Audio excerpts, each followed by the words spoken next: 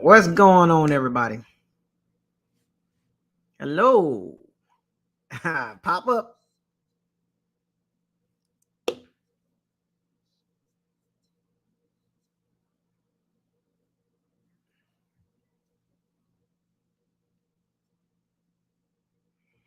What's going on?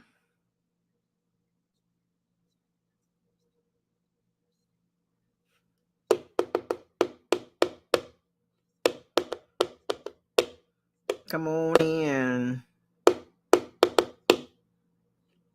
I ain't even supposed to be in here tonight. All the night. Fight, not night. Beep, beep. What?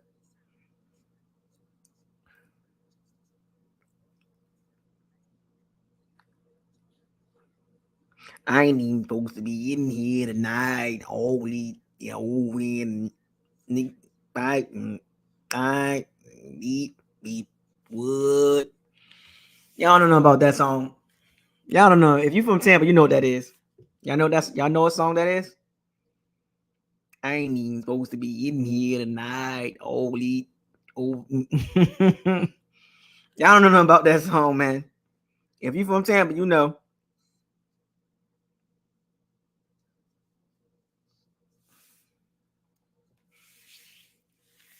If you from Tampa, you know what that is. If you really from Tampa, you know exactly what I'm talking about. That's where I'm from. You know what I'm talking about? Low key, man. Tampa ain't never had no major superstar breakthrough as far as rapper wise. Yep, Tampa Tony. Rated R. Rock and rod DJs, crunk parties, Deuce, North Side, Trade Fold, Jackson Height, College Hill, Croft Fletcher, Clara Mel, PV. You a little too young, Vinny. What going on? 21239 roster. Sal, what's up, buddy? You don't know what that is, man. you ain't like that, man. Frankie Danky. Damien, what's up, man? Vinny's okay. Just do your research, man. Just go on Google, man. Yeah, MySpace, man. AOL.com. MySpace. You know. Plant City.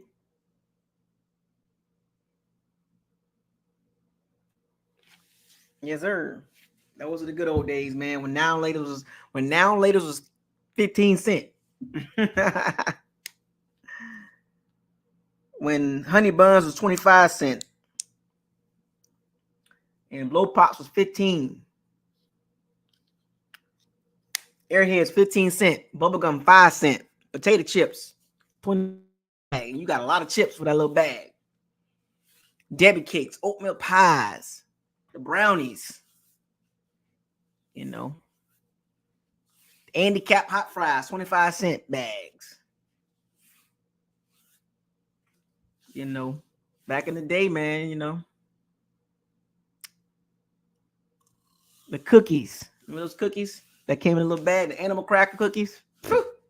I used to fight people with them, man. I used to fight people. But anyway, how's everybody doing? I ain't talked to y'all in a little minute. I've been busy working on my truck, folks. I've been really honing in on that. Redoing the interior. You know, well, the panels, the trim, like all the interior trim, the door panels, I redid my dash with a dash skin, the bezel, the instrument cluster, the vents, repainting all that medium gray or medium pewter gray. Man, you know, it's crazy doing a project like that. You think these things don't take long, but it takes time.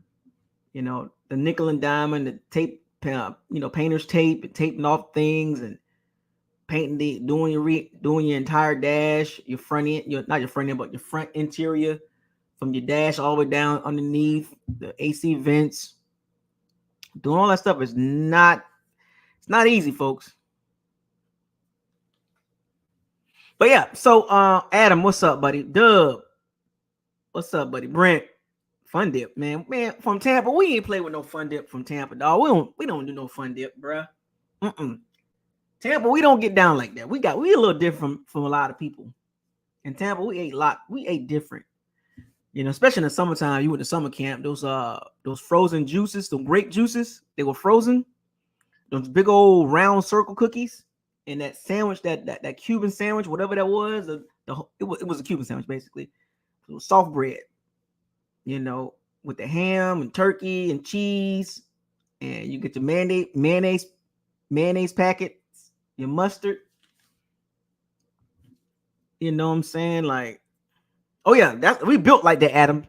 We lemon head guys and gals, lemon heads, now laters, airheads. Oh yeah, the 15-cent lemon head boxes. Oh man, you couldn't tell me nothing. You know what I'm saying? Like, what? Man, a $1 will get you a lot of snacks. $1 back in the day used to get you a lot of snacks, for real. Man, I miss those days. I miss Tony's Deli, man. The Cuban sandwiches was $2.39. Star Crunch. The thing about Star Crunches, Jonathan, see, people outside of Tampa don't understand how we eat, right? Or how we used to snack. We used to snack for real. The thing about the Star Crunches was like hit and miss. The Star Crunches was hit and miss. The zebra cakes was more popular than the Star Crunches, because the Star Crunches, you had to be really hungry to eat that. You know what I'm saying? You had to be really hungry to eat Star Crunch. The zebra cakes were a lot easier to eat. Or those white white cakes with the chocolate chips on top. The white cake with the Oreo, like it's like it had the chocolate white frosting insides with the white the cake with the chocolate chips on top. That was one of my favorite. You know what I'm saying? That was one of my favorite. You know what I'm saying? Like, but Star Crunches, you had to be really hungry to eat that. But yeah, I miss my Cuban sandwiches, man. Oh my gosh, man. I miss my Cuban sandwiches. Back in the day, Cuban sandwiches used to be $2.39. Oh, like a foot long. You know what I'm saying? Yeah. The candy lady, the neighborhood candy lady, the frozen cups, Polar Cup. When I go back down to Tampa next month, I gotta go to get me some Polar Cup. I remember the Polar Cup, man, the Polar Cup truck. But Polar Cups, the candy lady with the frozen cups, the 25-cent juice. Yep. The grape, the blue, the red, the orange. We didn't actually call it flavors. We called it by color. Let me get the red juice. Let me get the red juice, the grape, the blue, the orange. Man, I used to drink soda by the damn near gallons, man. Remember the Fango? You know what I'm saying? The Fango. The Fangos. What was the other soda we used to drink a lot? It was the Fangos. It was Sunkiss. Man, I remember this, man. I wish I can actually order this stuff like from a website, a 80s, early 90s website. Just order that stuff only. You know what I'm saying? I think I'm gonna do that for real. But anyway, shout out to everybody. Jonathan in the building, Sandoval 813. I'm crispy, man. Yeah, Polar Cup. They don't have no idea about Polar Cups, ice cream trucks, candy lady. You can't do that these days. You don't even see ice cream trucks. Exactly. You don't even see ice cream trucks going around here, especially in New Orleans. They don't believe in that for whatever reason. But back in the day, man, ice cream trucks, candy lady, the neighborhood candy lady. Everybody knew her. Nobody robbed her. Nobody stole from her. You know what I'm saying? Like, golly, man. Like, anyway, so how's everybody doing? Haven't talked to y'all in a little minute. Just wanted to kind of reminisce a little bit, but yeah, let me catch y'all up on what's been going on with the Bucs, or if you haven't been noticing, whatever. Are you with what? Vinny? You went to school with the owner's daughter? So obviously there's still Polo Cup around, but it's not in Tampa no more. Where is Polo Cup now, Vinny? I think it's like outskirts of Tampa, right? You know, Polo Cup is on the outskirts of Tampa. It's like way out there, like New Tampa, Wesley Chapel, right? It's always way out there. Polo Cup's still around. It's got to be. I saw the website. It's like they very rarely come to Tampa. But so what's going on with the Bucs? It was a random dub. Oh wow, what area? I gotta get me a Polo Cup, man. The white lemonade. What was the white one called? Was the white lemonade? I used to get the mixed one, the white lemonade with the blue and the red, or the blue with the orange. Man, the white. Oh man, I gotta get me a or the blue. Was it blue raspberry? The white lemonade, the fruit punch. I gotta get me a Polo Cup, man. I need to get down there. Oh, Chamberlain? Over there by Chamberlain? Oh man, over there by Chamberlain. So it's a small spot over there by Chamberlain. It's a brick and mortar by Chamberlain, right? Is it off? Is it off of It's off of Bush? Where is it off of? Oh, downtown Clearwater. I'm just trying to figure out. They used to be popping, man. They were at every field day and school event. It was so dope. So they're located in Tampa by Chamberlain. I gotta get me a Polo Cup, man. When I come down, I gotta get me a Polo Cup. I want my daughter to experience that. I want my daughter to experience Polo Cup. You know what I'm saying? She don't understand the hot boiled peanuts. She don't understand Polo Cups, how popular.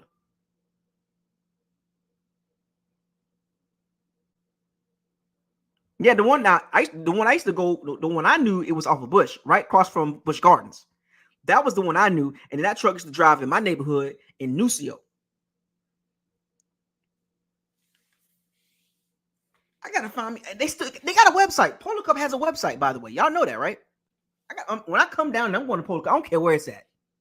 If it's in striking distance, I'm going to get me a Polo Cup for facts. But people don't understand Polo Cups. Oh my goodness, man! Hot boiled peanuts and Cuban sandwiches. Those three things right there. You are from Tampa. Nobody outside of Tampa do that. Al, what up, Al? Mopar Buck, what up, man? Yeah, we had to do a little reminiscing. You missed the first 10 minutes. I was talking about the 15-cent low pops and the 15-cent now laters and airheads and 25-cent bag of chips. You got quite a bit of chips, the 99-cent bag of chips. They have no idea how we get down in Tampa. It's like Tampa is so underrated when it comes to like food and stuff like that. They have no idea. Like I grew up on Publix and Albertson and Winn-Dixie and Cash and Carry. I grew up on stuff like that. Remember back in the day, the Minute Maid, what do you call it? It was the Minute Maid flavored ice cream. It's like it looked like a triangle, and you have to peel the top off, and you have to push it. You have to push it up. It was like a flavored. I forgot what's the Minute Maid. It was Minute Maid. It was something like that. It was like I forgot the name of it. But here I am talking about food, but and ice cream and all that. So it was like a frozen cup, but it was in the store. You had to go buy juice bar. So it was something like that. It was like you had to peel. It was like a triangle-ish, like a weird triangle-ish shape, and you had to peel it back. And they had the grape, they had the orange, they had the red. Man, I grew up on Albertsons, Winn-Dixie, and Publix, and Cash and Carry. I got caught stealing out of Cash and Carry over there by the dog track, the dog track in Silver Springs. That dog track's still there. That dog track is still there.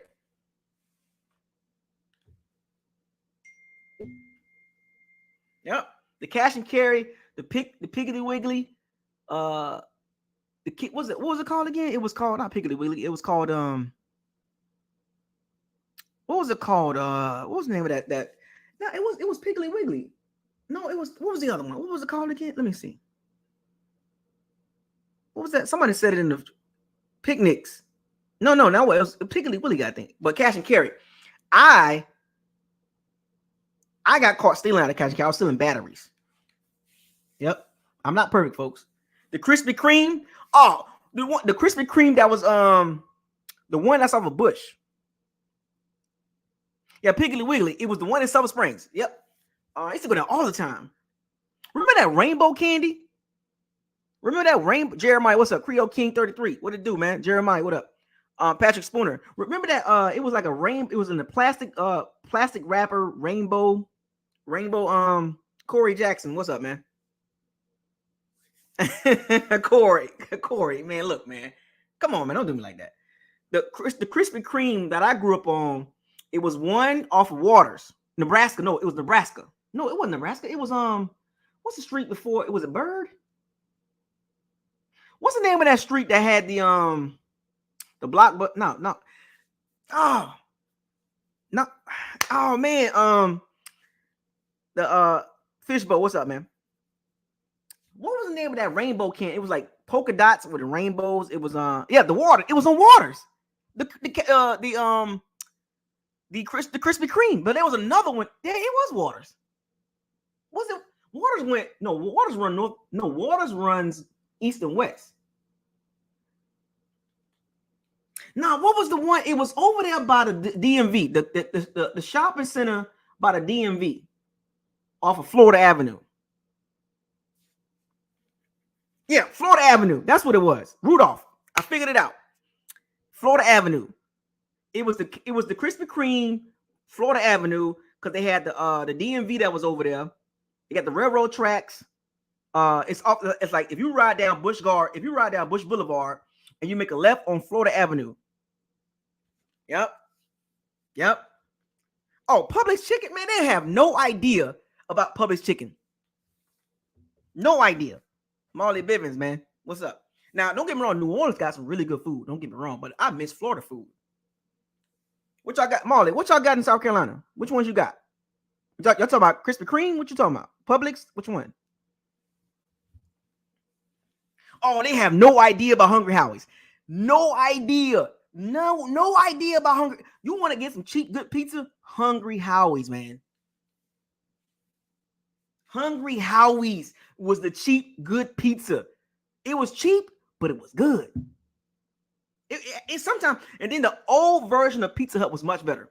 I don't know what they did to Pizza Hut now, but the old version of the Pizza Hut was so much better. Stop me if I'm lying. The old Pizza Hut, whatever they did back in the day with Pizza Hut, it tastes so much better. We used to go into Pizza Hut. Remember back in the day, Pizza Hut used to have the family dining area, and they had those red tall cups, and you got that fruit punch, and you go get a big cheese pizza, a big pepperoni pizza. Man, we used to go to Pizza Hut. That used to be our family night on Fridays and Saturdays. Yep. We go to Pizza Hut. They had the arcade game, and that used to have Pac-Man sometimes. They have no idea about Hungry Howie's, man. Hungry Howie's, it need to make a comeback. Hungry Howie's need to make a comeback. The Temple Terrace Pizza Hut, the one that's off of 56th Street. The Pizza Hut off of 56th Street was the best one. In Temple Terrace, exactly. Josh. Jeremiah, exactly. In Temple Terrace. Creole King. Boston Pizza. Ugh, you tripping, dog. The Pizza Hut that was off of 56th Street, Temple Terrace, right across the street from the old Cash and Carry. Well, now it was Publix now. What, back in the day. And then the Checkers was over there too. It was a Checkers. The Checkers still there. That Checkers is still there, but the Pizza Hut is gone. Yeah, facts. Dog, back in the day, Pizza Hut used to have a dining area. And if you're really from Tampa, you knew about Bennigan's, and you knew about Bennigan's. And what was the other one? It was Bennigan's, and what was the other one that was with Bennigan's? Not Shoney's, not Ryan's. What was the other one with Bennigan's that competed with Bennigan's?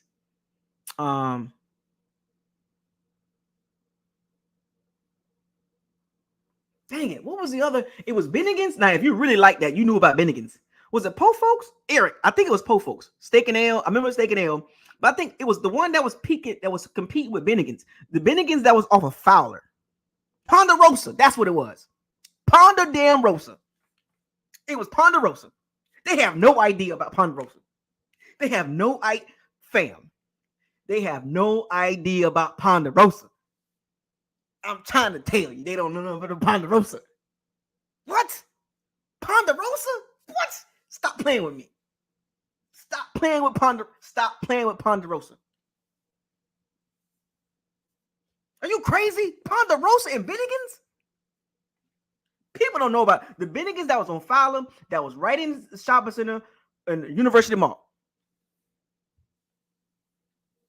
Kmart had some good popcorn and some good hot dogs. Back in the day, Kmart and had that icy. Bennigan's, man, they don't know about Bennigan's and Ponderosa and Bennigan's. Stop playing with me. Steak and Ale, but not Ponderosa and Bennigan's. Those two right there was like going at each other. They were going at it. But the Kmart that was on Fowler, not Fowler, but Bush, the Kmart that was where the Publix at right now, that used to be Kmart. The Monte Cristo, dog. Let me tell you about the Monte Cristo, man. Bennigan's was. I'm trying to tell you. If you go, there was a Kmart on 50 on Fowler, not Fowler, but on Bush Boulevard. It's where the Publix at right now. There was a Kmart right there. Popcorn, the icy cup, and hot dog. Stop playing with me. The 24-hour McDonald's on Fowler in Nebraska. Y'all remember Varsity 6? The movie theater on Fowler in Nebraska? Stop playing with me, man. Anyway, I'm over here talking about oh man, thought the 90s was so fun. People have no idea how many good restaurants we had back in the 90s. The Outback, the Ryans, the Ponderosa, the Bennigan's, the Pizza Hut back in the day. What was the other one? What was the somebody mentioned it? Somebody mentioned that. What was the other one? Perkins was good. Perkins was okay. Steak and Ale was good. Village Inn was nice. I want Tony. I've been to Boscado's, but Tony's Deli had the best pizza. I mean, the best Cuban sandwich. Tony's Deli in Nucio. If you wanted a Cuban sandwich, go to Tony's Deli's not there no more. They don't change it in Nucio. But back in the day, Tony's Deli had the best Cuban sandwiches. Yep. And the 10 wings and fries it's right off of Hillsboro and 40th Street. Yep. University Mall used to be the best spot. University Mall was the best mall back in the day. Tampa Bay Mall was pretty cool too. But University Mall was the best mall. But yeah, the wings and fries, 40th Street and Hillsboro. Yep. Or you can go to the one off by Central Park. Florida Avenue in Central Park, over there in Central Park. You can go to that one. I ain't too much Kevin Piccadilly's. I want Jeremiah. Come on now. I wasn't really feeling Piccadilly's, man. I'm good on that. Piccadilly's was okay. Yeah, Bricado's, man. I ate that before, but I'm like, I'm good. I like that Cuban bread. We got better Cuban bread than New Orleans. Eric Washington, what's up, man? But anyway, let me stop reminiscing about the 90s, late 80s, 90s. People have no idea. That era, we had some of the best restaurants. We had some of the best restaurants in the 90s. I'm talking about family restaurants too. And the best movie theater was University Mall and Varsity 6. Creole King 33, you tapped in? Who got the best? Who got the best Cuban sandwiches in Tampa right now? But Bocados fell off big time. I want me a neighborhood Cuban sandwich. Oh, we got some super chats. Oh, the $10 spot. He spotted me 10. You remember Mountain Gear boots? I never got a pair. We was po folks. I had Mountain Gear boots, but it was hand-me-downs though. I had the blue ones. I had the blue ones and the red ones. But they were hand-me-downs though. I knew about Mountain Gear boots. I had the blue ones and the red ones, but they were hand-me-downs. I still wore them though. I wasn't rich. I came from Silver Springs, Johnson Court, so I was poor. Food stamps. More pop up with the $10 spot. What happened to the little peanut butter sandwich bars in school for breakfast? I don't know. But I know we had the best chocolate chip cookies though for lunch. Yep, the best chocolate chip cookies. The dark chocolate, the dark double chocolate chip cookies. Oh my gosh, man. Oh man, y'all don't have no idea. No idea. You wish $2 spot. He spot me too. You wish. Who do you think won the rap beef, K Dot or Drake? I have no idea. I've been seeing a lot of people talking about that. I don't keep up with stuff like that.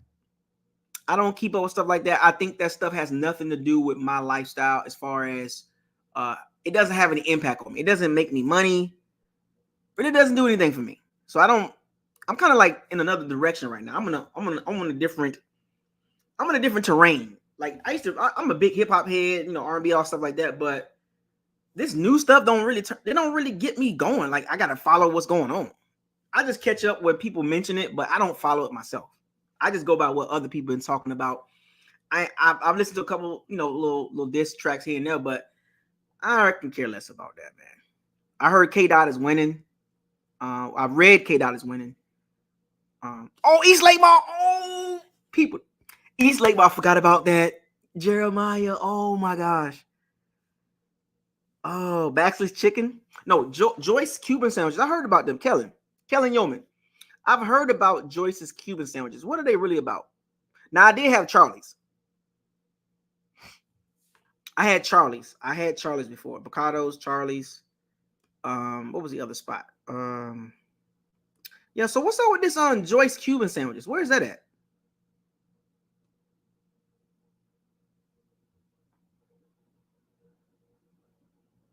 Where's the Joyce Cuban sandwich? I heard about Baxley's Chicken. I haven't heard that one before. Tony's Deli, they have no idea about Tony's Deli. Oh, yeah. He's like, had that Chick-fil-A, right? They did. They had, what was that steak and shake? They had a steak and shake out there too. East Lake Mall used to be the hood mall. Now, that was the hood mall. East Lake Mall was the hood mall. Like, because it's right there by Nucio. So everybody from Nucio, they went to University Mall, but if you just want to just go over to East Lake, they had a good movie theater over there too. East Lake Mall had a good movie theater, and they had a good arcade too. I used to go over there and play Bad Dudes.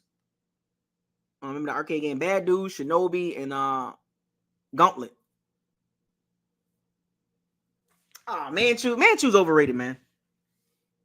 Manchew's, it ain't got no better. Nah, we good. Nah. Is it Belmont Heights? I don't know. Is it over there in Belmont Heights? Or Jackson Heights?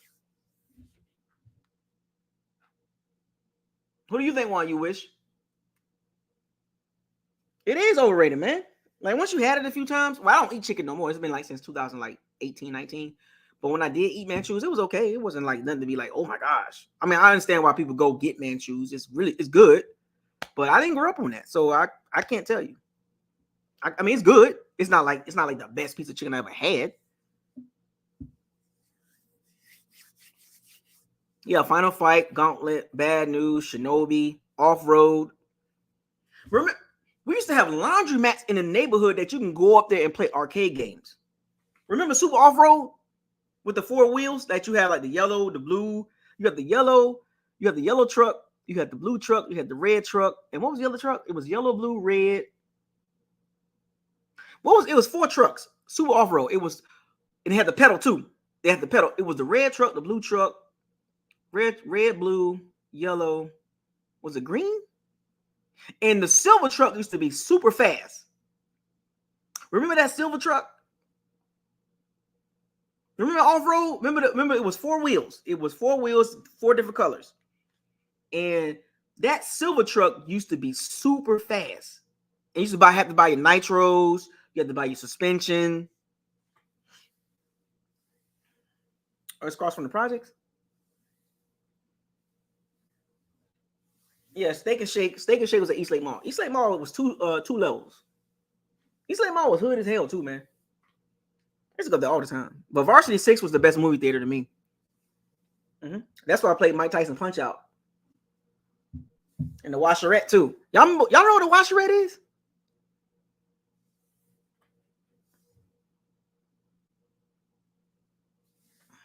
Y'all know what the Washerette is? Yeah, NBA Jam. Oh, I used to play NBA Jam.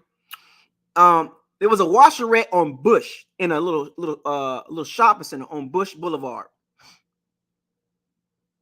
I hated that silver truck. That silver truck used to get on my nerves. I don't know what was going on with that silver truck. It was OP. That silver truck was OP. But there was a Washerette on Bush Boulevard. I used to go play games up there, and we used to go wash our clothes on the Washerette. People are like, what's a Washerette? It's a laundromat. It's a Washerette. No, we don't call it a laundry room. It's called Washerette. I hated that silver truck, man. The yellow was my favorite, though. Yeah, man. I could talk about this all day, man. They don't understand what Washerette is, man. They don't get that. Washerette. What's a Washerette? You want to wash clothes? Washerette. You go to the Washerette. We was not. I wasn't raised with money, folks. I was not raised with money. Have you ever had to go into the store with food stamps? I was never embarrassed. I was not embarrassed about food stamps. Wash house? What? No, it's Washerette over here, man. It's a wash house, laundry man. We don't call it that. It's called Washerette. Stop playing. But I was never embarrassed about spending food stamps as a kid. Yep. The $1 bill, the $5 food stamp, $10. Man, look. That brown dollar, yep. The green was the brown was $1. I think the green was $5, right? Or 5 food stamps. Man, I was not ashamed with food stamps. I was not ashamed at all. Because they bought food. Shoot. And nobody wasn't selling food stamps.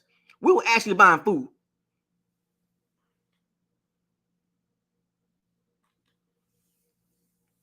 Yeah, it was brown was the $1. The green was, I think the green was 5. And then the $10 bill was blue.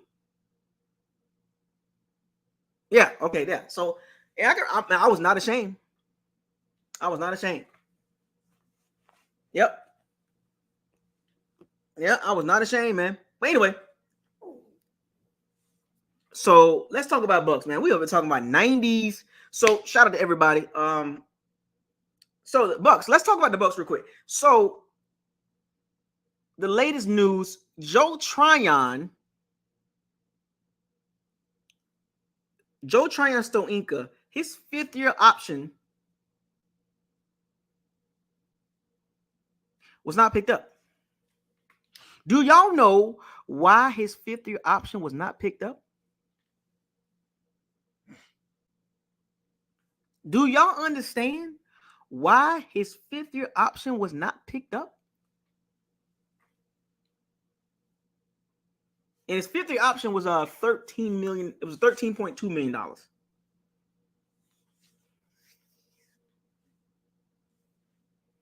Do y'all know why his 5th-year option wasn't picked up? Honestly, to be honest with you.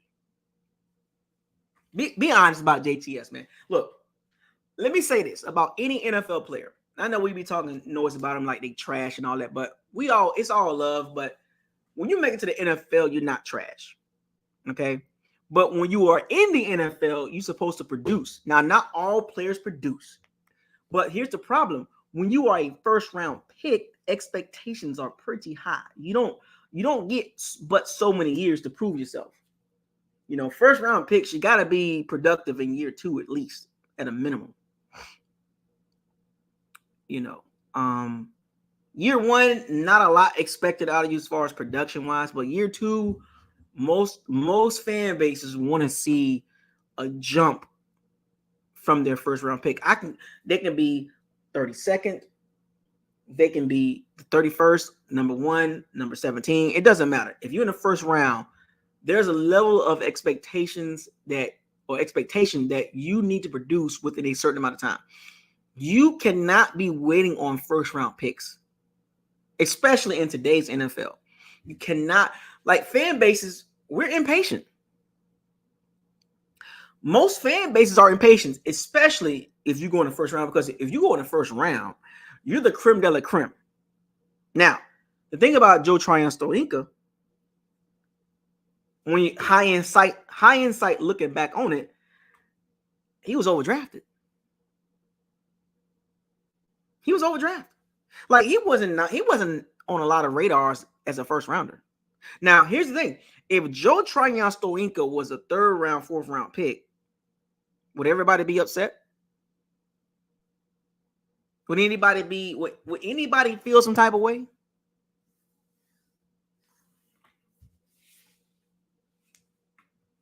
Would anybody feel some type of way if Joe Tryon-Stolinka was a third round pick, maybe even a late second, third round, fourth round pick? Would anybody really be tripping about that? Like, seriously. Because the thing about Joe Tryon, now that you look at him, he's more of a rotational piece. But the problem is you can't be a rotational piece as a first rounder. When the need for pass rushers are at a premium, you need pass rushers to get to the Super Bowl or to have a chance to get to the highest level. You need pass rushers. Now, the Bucs got a Super Bowl in 2020, and we didn't have like elite pass rusher. I mean, we had Shaq Barrett coming off that crazy season in 2019. But if you go back to the 2002 Super Bowl, look what we had. We had an elite D-line. So when you look at pass rushers in the first round in today's NFL, you can't miss too many times.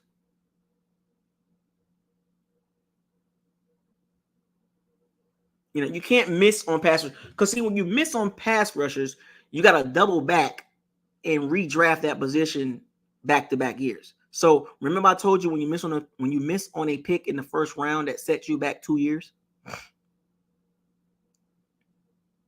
So if you look at the back-to-back years, the Bucs took pass rushers in the first 2 rounds. Yaya Diaby and Chris Braswell. That's to make up for the JTS miss. Joe Tryon-Stolinka. When you miss that bad, you got to make up for it 2 years in a row. Because you got to think about it. If Joe Tryon would have hit, and he would have been, at this point, a 8 to 12 sack guy, or he went from 4, 5 sacks to 7, and then last year would have been like 9.5, 10.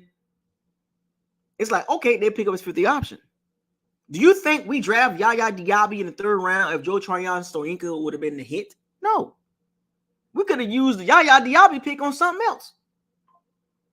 Or someone else. Let's be real. I'm just saying. Let's keep it 100. But the fact that, Jason Light, he missed on it, and this is the result. You're not picking up his 5th-year option, so that's kind of a wasted pick. Nobody in their right mind will pick up a 5th-year option. Matter of fact, in that draft class, all those quarterbacks, like 4 of them, none of their 5th-year options was picked up. That was Justin Fields, Mac Jones. Who was the other quarterbacks? Justin Fields, Mac Jones. Trevor Lawrence was the only one. And there were several other players from that first, Najee Harris, I believe. There's several other players from that draft class that didn't get their 5th-year option picked up. But it's crazy how things work out. It really is. And what's so crazy is, don't be surprised Joe Tryon have a breakout season. But I just don't see the Bucs bringing him back. When you get drafted by a team and you spend going on your 4th year with the team and they say, no, we're not picking up your 5th year option, that says a lot about you. And his lack of production. Let's be honest. The point I'm making, I'm making a long story, made a short story long on what it is, but lack of production.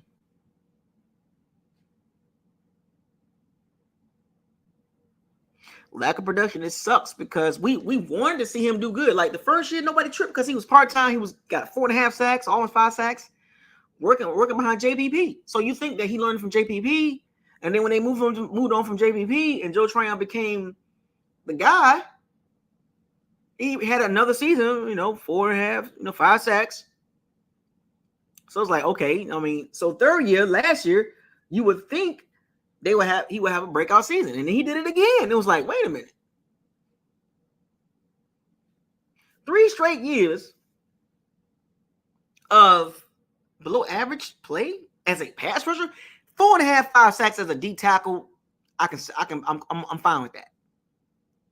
But as an outside linebacker, and the thing about Joe Tryon-Stoinka, his measurements scream 10 to 13 sack guy.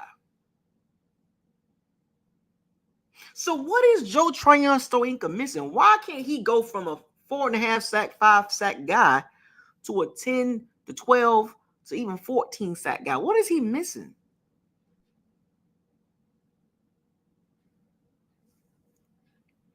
What is he missing?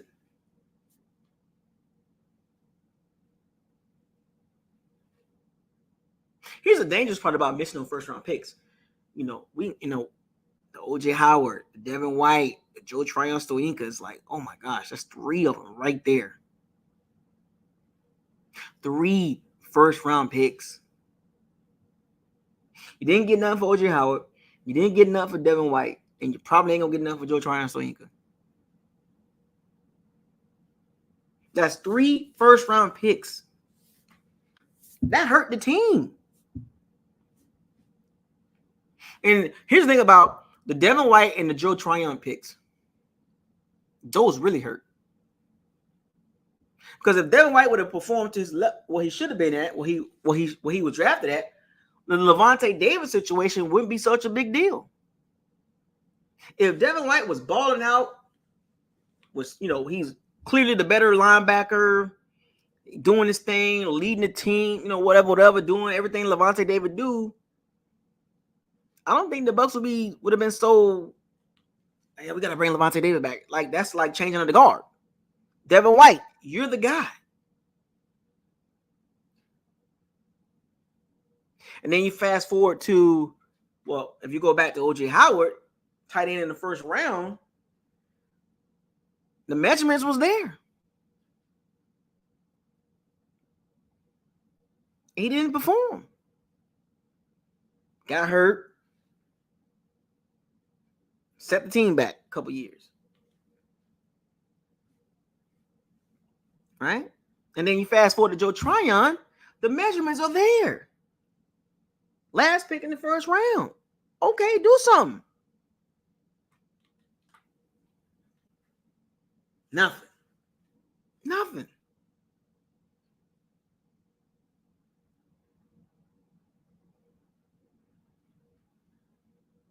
So it's sad that Joe Tryon most likely won't be back with the Bucs and he won't get traded. I think the Bucs gonna, for whatever reason, Jason Light like to play his first round picks out. I'm gonna ride it out and see if I can get something out of him. I don't believe in trading guys. He doesn't believe trading guys in season. But he's definitely not worth $13 million option. He's a rotational piece. He's gonna be a journeyman at this point. Like, maybe if this was some years ago, that's fine. But like in today's football, when you're going into your 4th year and your 5th round option is not picked up, I don't think he's coming back. Look at Patrick Queen. He didn't have his 5th year option. He had his 5th year option picked. No, he didn't have his 5th year option picked up, and he went to the Steelers. That is a telltale sign as far as what the team thinks about you. And Patrick Queen is not bad, but he's with the Steelers now. So it is what it is. Because if the team picks up your your fifth year option, then they still believe in you. They still believe there's something there.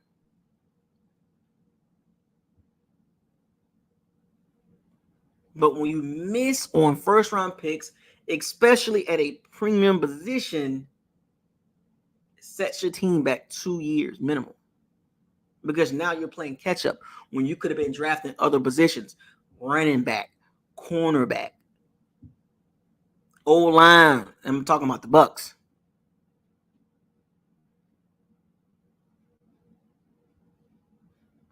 The premium positions are tackles, quarterback, cornerback, and a number one receiver.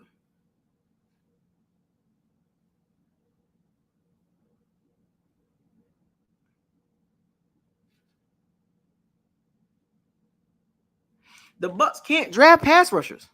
They like the last matter of fact. Let's just go all the way back to 2012. Who have they? Matter of fact, we'll just keep it with Jason Light. Who has he drafted as a really good pass rusher, outside linebacker? Right, you can go back to 2012 if you want to. Why can't the Bucs draft pass rushers for the last 14 years? Or I'm sorry, last 12.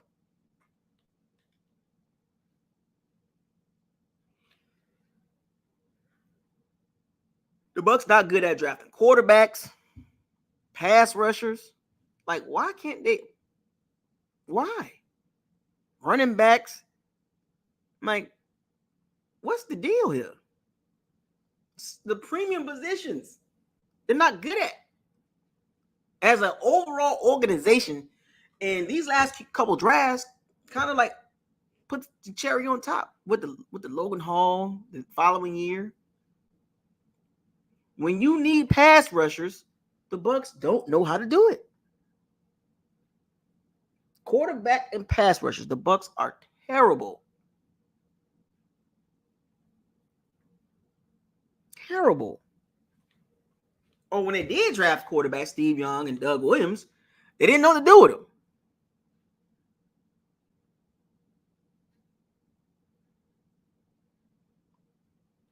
So when you look at the Joe Tryon-Stoinka, are you really surprised that Jason Light missed on that?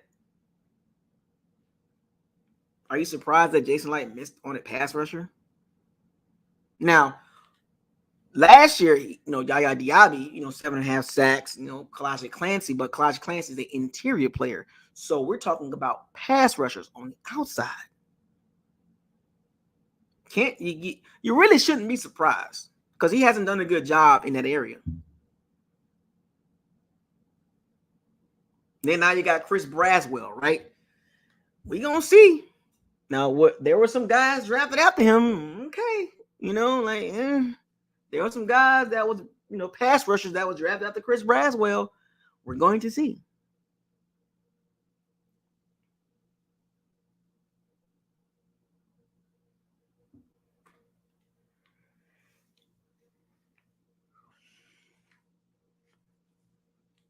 So, this season, it's like our pass rush pretty much depends on our young players. He said he's soft.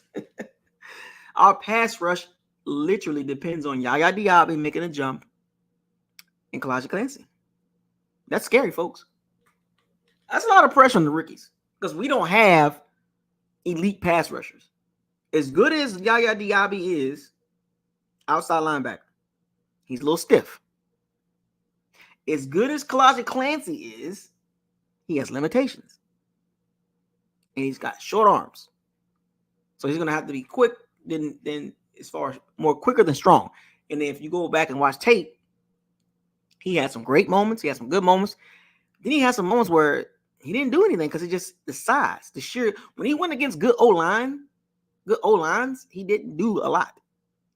So when you go against good O-lines, you got to be talented, not just from a technical standpoint, but you also got to have some build too. You got to have some genetics. Against bad O-lines, Elijah Clancy, he's going to do some things. Even against okay O-lines, he's going to do some things. Same with Yaya Diaby.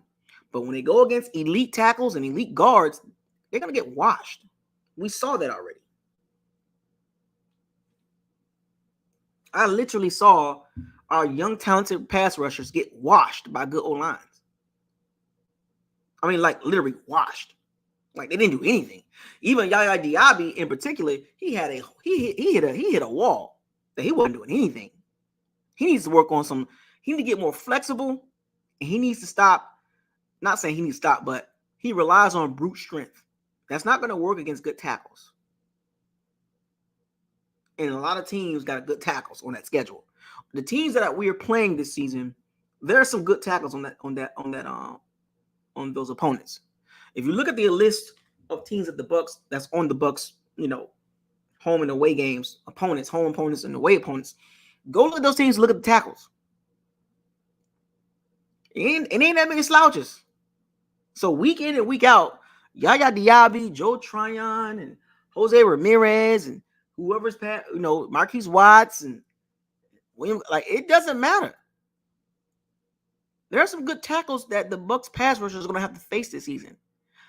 And unfortunately, if you haven't seen the tape, just go back and look at the tape. Our rookies had a really good season. But when it came down to the really good teams with the really good old lines, the teams that you got to win your matchups 1-on-1, irrelevant. We don't have elite pass rushers, folks, especially on the outside. Vita, we'll get to him in a second. He's not an elite pass rusher. He's not an elite D tackle. He's a nose tackle.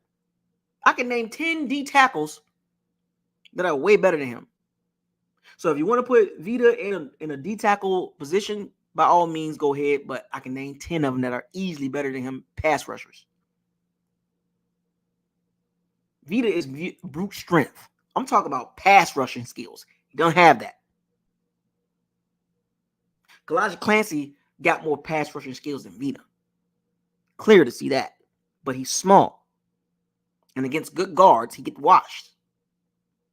Like a rag doll. And that has nothing to do with his talent. That's just because of his size. And you can run it. You can run at more teams are going to run at Elijah Clancy too. So in general, the Bucs in the front line, along with Joe Tryon, they need to get stronger. And they need to develop more moves.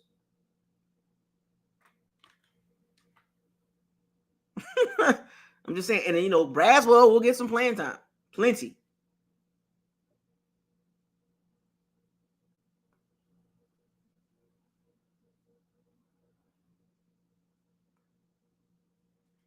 Yeah, that's the thing about Elijah Clancy. His knock was against the run. He will disrupt a lot of plays, and we saw that. That is true, Al. He will disrupt a lot of plays, but sometimes he's so disruptive, or he could be too out of the play. Like, he's so quick, he'll put himself out of position. You're right. That is true. That's on tape. And once he's out of position, he don't have the brute strength to hold his position. And this is why guards, especially the good ones, the mid-level ones, or the above average or really good guards, they wash him like a rag doll. They literally wash Clancy multiple times. And you can see the quickness, but he's so quick, it's like they use that against him. Good old lines will use his quickness against him because these guys watch tape. They know he's quick off the ball. You don't think they watch tape on Elijah? Watch this. Teams going to make adjustments with Elijah Clancy and his disruptive ways. He's very disruptive, but sometimes he can be just too antsy, and he don't have the strength to anchor down because he's light. He's 280 pounds, maybe 270.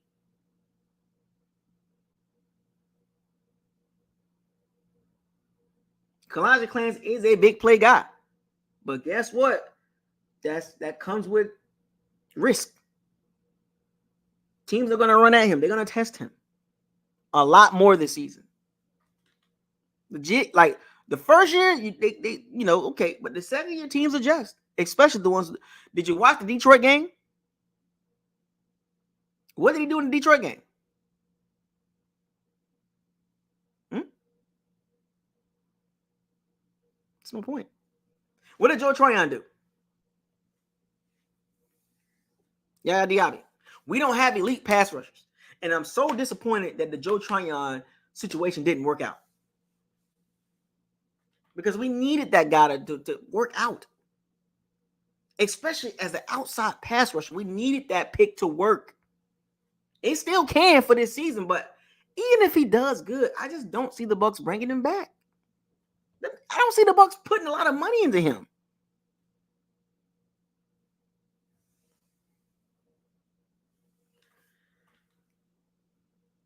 Now, next topic, Vita has reportedly gotten lighter in the tush. Remember, I've been telling y'all for the last few years about Vita's weight. I've been telling y'all for the last 3, maybe 4 years that Vita needs to get down to about 320, 315, 330-ish. Somewhere up in there. You're 6'4" and you're playing at 360. That ain't working, man. It is a pass rushing league from all positions. You can be a run stopper all you want to. But that's not going to get you to the Super Bowl. Getting to the quarterback is what gets you to the Super Bowl consistently. Having an upper tier pass rushing unit, I'm talking about interior, exterior, outside linebacker, having an elite unit can get you a long way. And playing at 360, you only got one move, bull rush. Did y'all know Chris Jones is about 330? Jeffrey Simmons is about 315, 330. Dexter Lawrence is a little lighter than Vita. And Dexter Lawrence is way better than Vita, period. Way better. Christian Watkins, way better. Leonard Williams. The other Williams. Jonathan Allen. Deron Payne. Geno Atkins. Old man Geno Atkins. The Rams interior pass rush. Kobe Turner. Way better than Vita.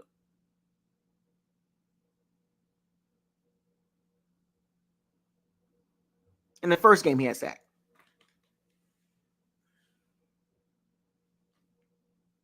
I just named several D tackles.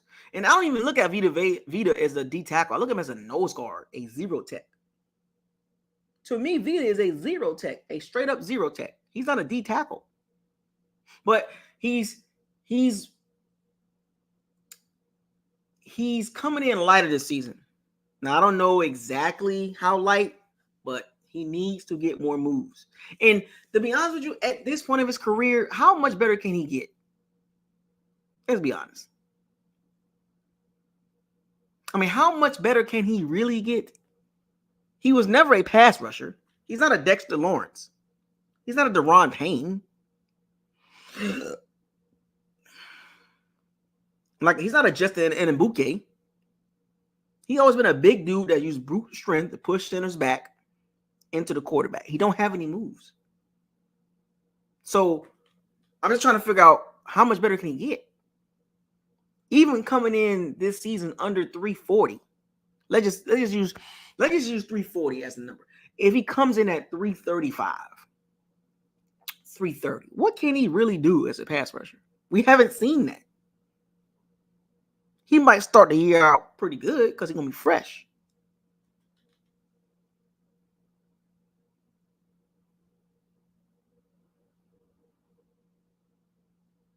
But Vita was never he was never looked at as a elusive D tackle / nose tackle. He was looked at as a nose tackle, a zero tech, 2-gap, up the field, bull rush guy. So let me ask y'all this question about Vita. What weight should he be playing at this season? What weight should he be at to be effective as a pass rusher?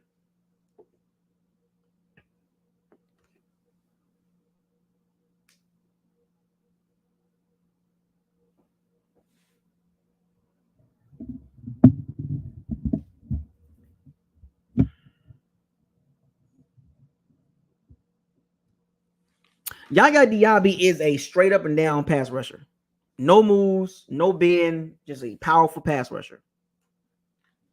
That's one thing about Yaya Diaby. I want him to get more flexible, more bend, some spin moves, some clubbing.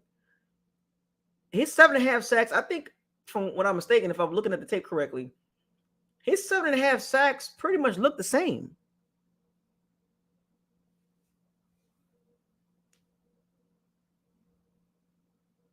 His sacks look the same. Like, no crazy moves, just straight up, just overpowering a tackle or a broken play. Here's the, what I do want to see about what I do want to see what they do with Yaya Diaby this season. I want to see them use him in the interior on pass rushing downs. That's one thing I didn't see a lot of Yaya Diaby do. He's a very powerful guy, and I think he can give guards fits. Like, he's long, he's powerful, and on third downs, if you swing him to the inside with Clancy, or you could put Diaby over the guard and put Clancy over a tackle and have them do stunts. I think Yaya Diaby can be a terrorizing pass rusher, especially from the inside, because he's long and he's powerful. But on the outside, if he stays on the outside, his sacks are going to look the same. Okay, so Vita should be playing at 325, 330, 320, 330-ish. I'm telling you, the lighter Vita is, the more he can play. Vita only plays on average about, 60% of the snaps? And coming in lighter will help with him getting out of the way of being injured, too. Weighing 360 pounds, 370 pounds, that's not good for your knees, especially as a nose tackle. As a nose tackle playing at 350, 360, 370, that's not good as you age in the NFL. I don't care how good you are. How many nose tackles play well above 350 as they got older? You can't play but 50 to 60% of the downs.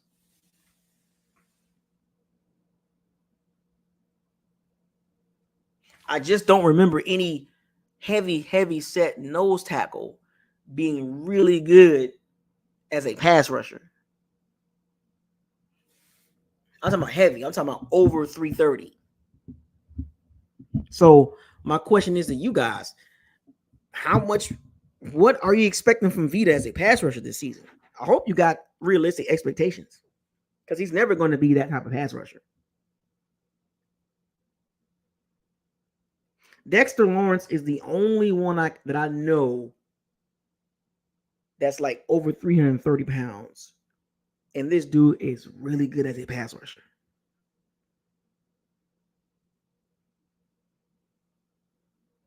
Currently, over 330. That's heavy like Dexter Lawrence.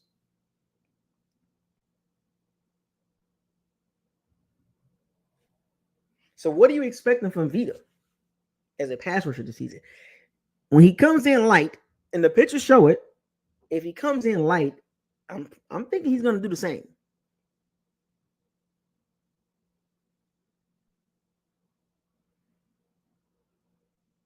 This is what kind of scares me with the Bucs as a team, as an overall team. When I look at the pass rushers,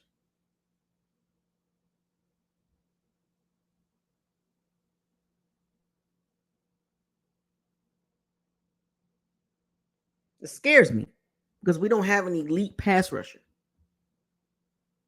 Yeah, Josh, that is correct. But Dexter is talked about way more than Vita because he's better.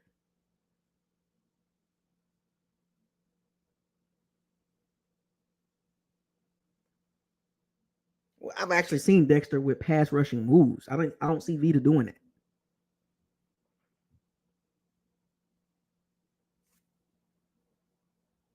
Oh yeah, bigger market, the Giants. Yeah, so he's going to be on TV more. But Dexter Lawrence is pretty good, and if we had a Dexter Lawrence, I think a lot of us would be happy with that, right? Oh, if we can find us a Dexter Lawrence to pair next to Vita. I don't think too many people be complaining about that.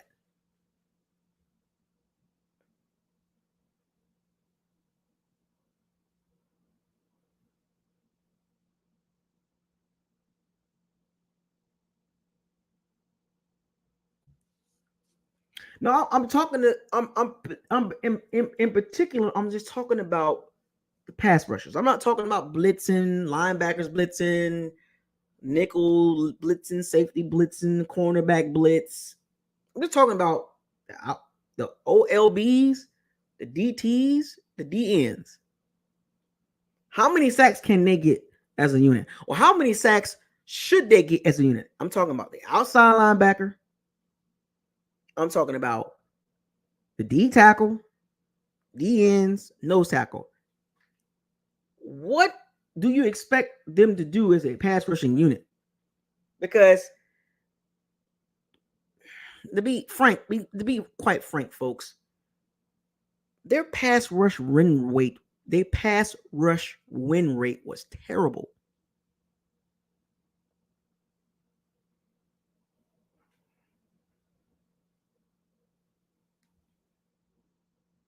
Let me say this again, folks. Pass rush win rate was bottom 5. That's with Kalaji Clancy and with Yaya Diaby with seven sacks apiece. So Yaya had 7.5, and I think Clancy had 7. Our rookies combined for 14 sacks. 14 sacks from rookies.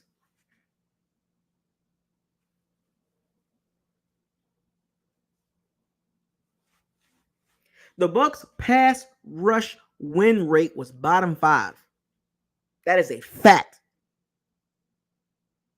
That scares me about the Bucs going into the season.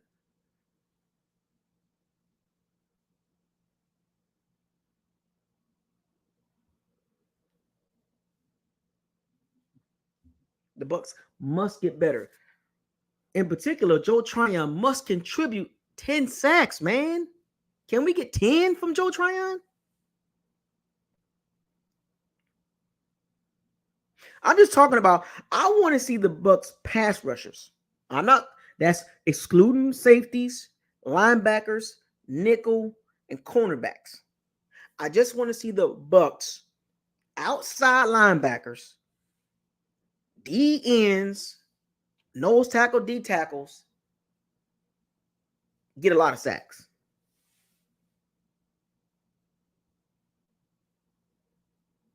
I don't want to look up at week 17 and the Bucs as a unit with 45 sacks and people jumping up and down, beating their chest about the Bucs pass rush. And then you look at the 45 sacks, the highest person is with 7.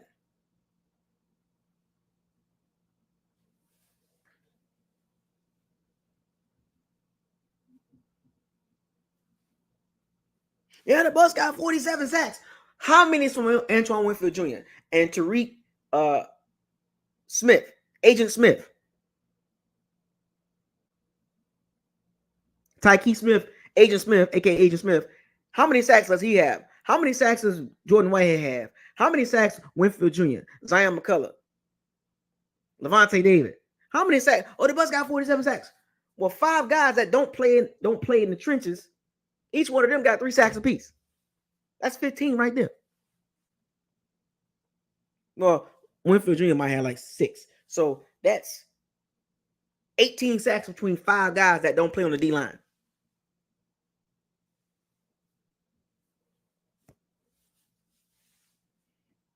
So if the Bucs got 45 sacks and 18 come from non-defensive linemen, outside linebacker, that means 27 sacks came from the D line. I don't want to see that. I want to see D line by itself. All 5, 6, 7 of those guys total 40 something sacks.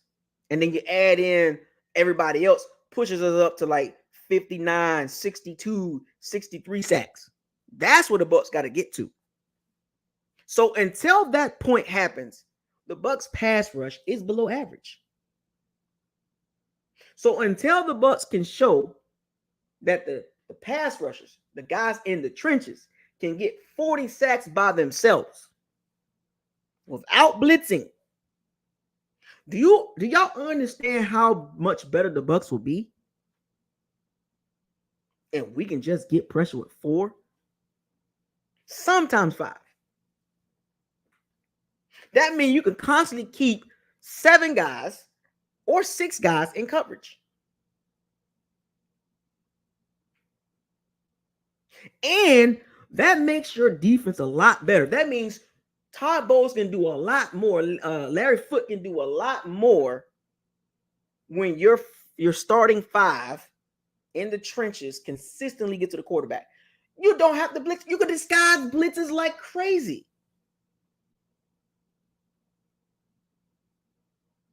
When you got to keep using Winfield Jr., Tyke Smith, Jordan Whitehead, Levante David, and KJ Britt. KJ Britt is really not a blitzing type of linebacker.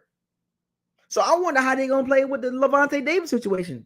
Is it going to be like the Devin White situation that KJ Britt is going to be doing the Devin White thing, blitzing all the time? He's not a blitzing linebacker. He's a thumper. He's a run-stopping running linebacker. So KJ Britt does not have the athleticism as Devin White.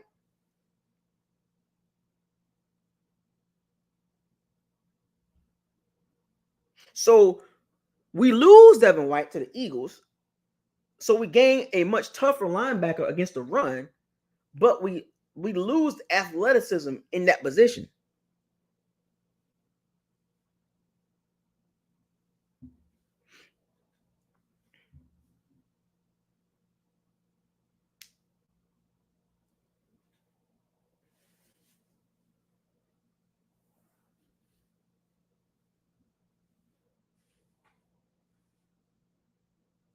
I'm just saying.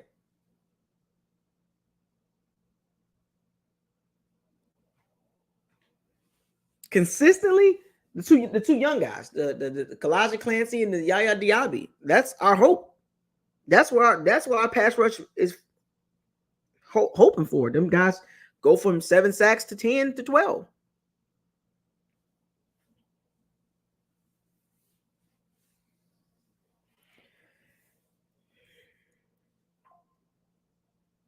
Got me nervous about the pass rush, man. It really do. I'm nervous because our secondary is leaky. Well, in particular, cornerbacks.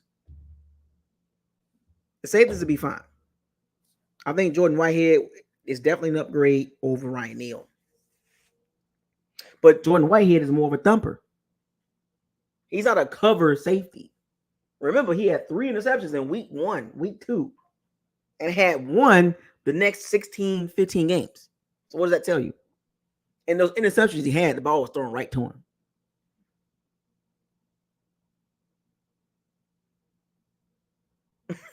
Tony Lee, what's up, man? I'm just saying.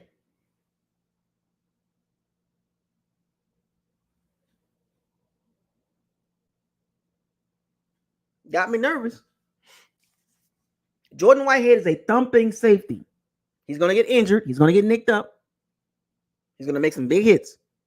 But he's not an interception type of guy. And before you bring up, he had 4 interceptions last year, where 3 of them came in one game at the very beginning of the season. And he had won the next 16, 15 games. And I think that was against, what was it, Josh Allen? He had 3 interceptions. That was like week 2. And he had 1 for the rest of the season after that. So don't look at Jordan Whitehead as a ball hawking safety.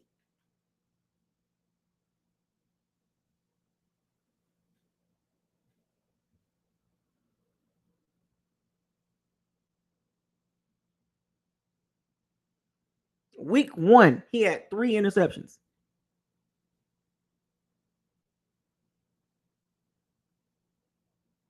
Three interceptions week 1. So for the next 16 games, he had 1 interception. So I'm not expecting Jordan Whitehead to be picking off balls all week long. I'm not expecting him to have 5, 6, 7 interceptions. I'm expecting him to lay some people out.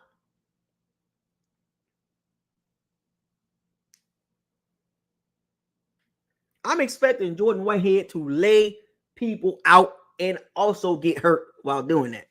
Some concussions, some shoulder injuries. Remember, folks, Jordan Whitehead is not a big safety.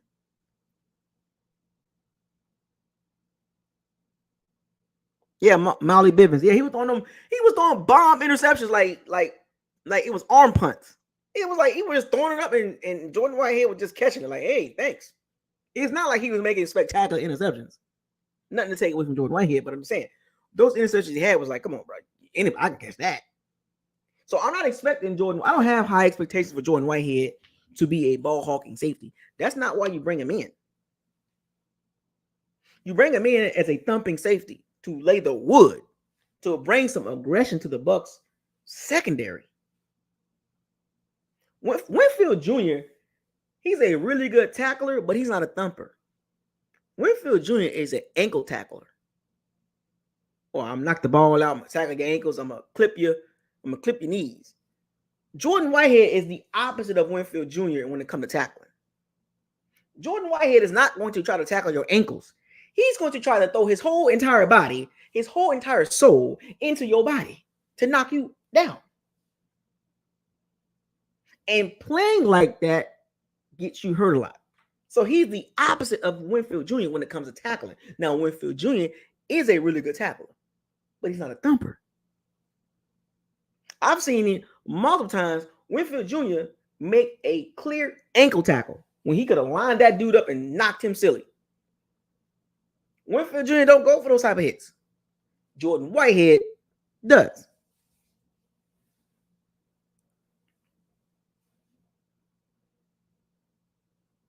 Jordan Whitehead is going to lay you out. And we need that in that secondary. Because remember, the Bucs pass defense was bottom 5. Yeah, Jordan Whitehead is literally NFL blitz. He's the definition. If for those of you that remember, that's a good Creole King 33. That's a good reference. If any of y'all old enough to remember NFL blitz, that's Jordan Whitehead. Jordan Whitehead is the poster player for NFL blitz. And those of you that play NFL blitz, pretty fun. Matter of fact, I'll smoke a lot of y'all on NFL blitz. I'll smoke a lot of y'all. I mean, 21, give up the sticks. I can 21 a lot of you NFL blitz. Give up the sticks. I can beat you 28-7, 21-0. How you want it? And I use one defense. I use the one defense the whole game. Make you mad too. I can 21 you. I can 21 you on Madden from Madden 94, Madden 95, all the way until Madden 2007. I could put 21 on you. Anything after 2008, 2007-ish, I was like, nah. I stopped playing Madden. But Madden still got the same fundamentals. Think about it. Madden has changed over the years, but Madden still got the same fundamentals. There's folks that's been really good at Madden and stopped playing Madden for years. Can come back and play Madden and still smoke people online. I know I can beat some players online, and I haven't played Madden in years. But Madden got the same concepts, the same defenses. The bear defense, 4-6. Fire dog. Or the dime nickel blitz.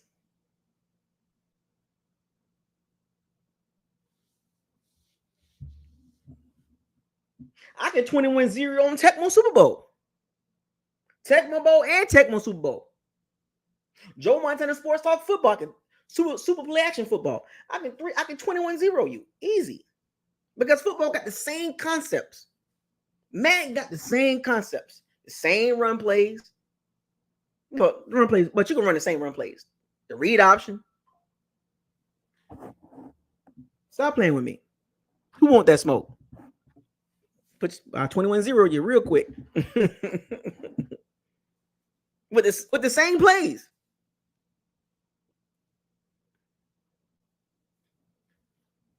But Madden got real cheesy though, from what I've seen online. The streamers, the video, the guys that be streaming the Madden games.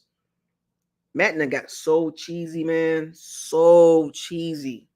I stopped playing like late 2000s, like 2007, 2008. Stop playing. Started getting cheesy. People start cheating. It's like Call of Duty. They be cheating on that with the aimbot and the hacking. You know, it's like everything got cheesy after Black Ops 2. Stop playing Call of Duty. I even played the new one. I don't even play it no more. Stop playing it a long time ago. Stop playing last year. Too cheesy. I just watch the videos now. Watch streaming. They be guys cheating, getting banned and stuff, playing against bot lobbies and stuff. I don't got time for that. I play Fortnite though with my daughter. Fortnite be cheating too. But anyway, back to the Bucs. Apex Legends, it's just one of those things like the Bucs pass defense is not good.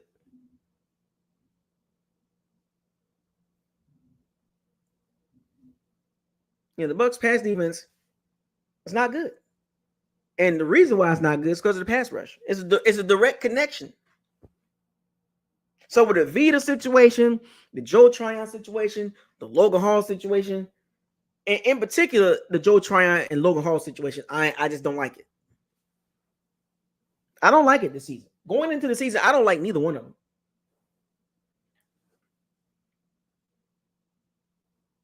Tevin Steele, what up, man? Yeah, like Call of Duty and Madden, when it comes to cheating, those are the two most cheatingest games out right now. Now, NBA Live, that's good. But yeah, you're right though. Madden and Call of Duty are on the same level. And then the next level is Apex Legends and Fortnite when it comes to cheating. Mm-hmm. I don't know what is up with Logan Hall. I don't understand. I had to go back to the University of Houston tapes, and I had to see what did they see in Logan Hall. I know I kind of was like banging the table, like, yeah, we got Logan Hall at the beginning, but after his first year, I was like, okay, we'll give him the baby year. Okay, get his weight up. He's 6'6", 6'7". Came in like at 270, 280. Then they bulked him up last season about 290. He looked even slower. Is it me? Or Logan Hall looked super slow last season. And he was heavier, but he looked like he looked like a rookie last season. And this was his second year.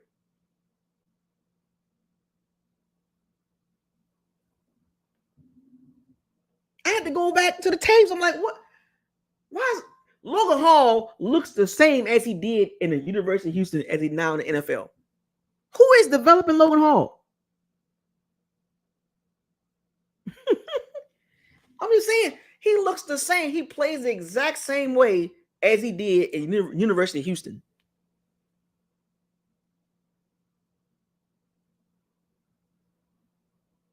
I don't get it.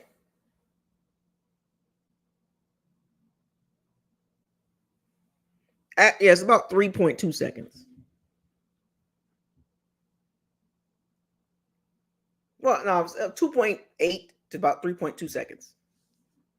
But the secondary and D-line play hand in hand. It's like peanut butter and jelly. If one nasty, the sandwich is not good.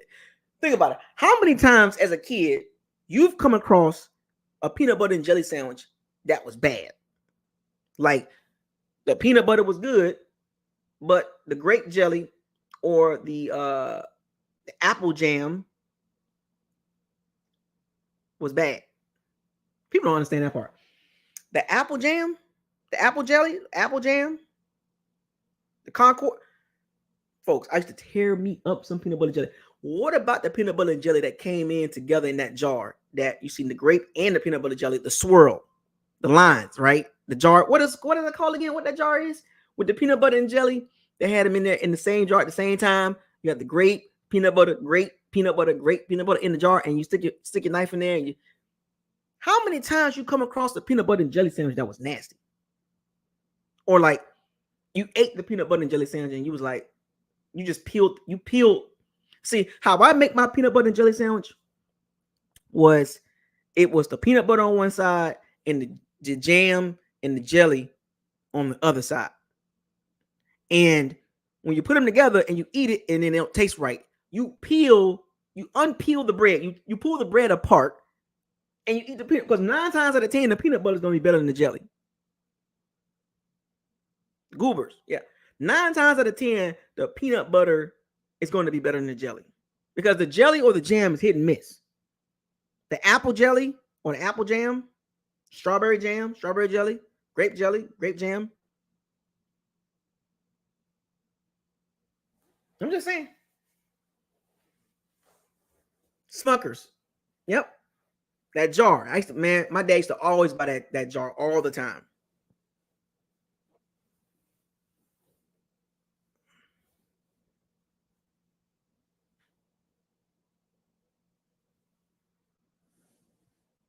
I used to the hot chips.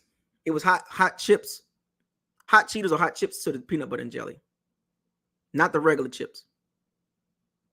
No. That yes, I get that part, but I'm just saying I used to add.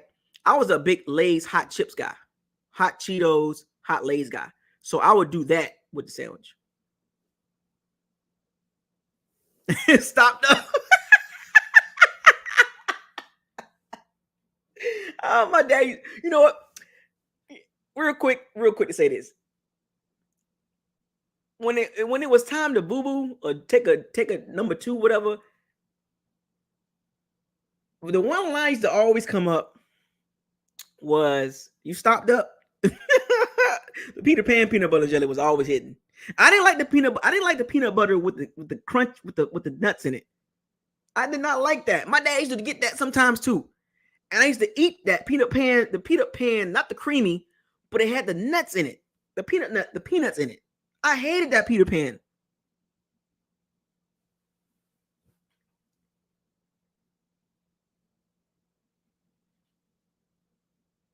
Yeah, the more you use it, everything gets mixed up. Because you got the knife spinning in there. Yep. Stopped up. You stopped up. Not backed up. You stopped up. It plays in the same line of the washerette. The washerette, you stopped up. You got a dookie. We didn't call it boo boo. We call it dookie.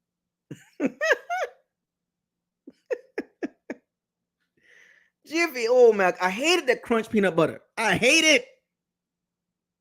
My dad used to buy that jar. I used to had to just, when I was hungry. We couldn't be picky.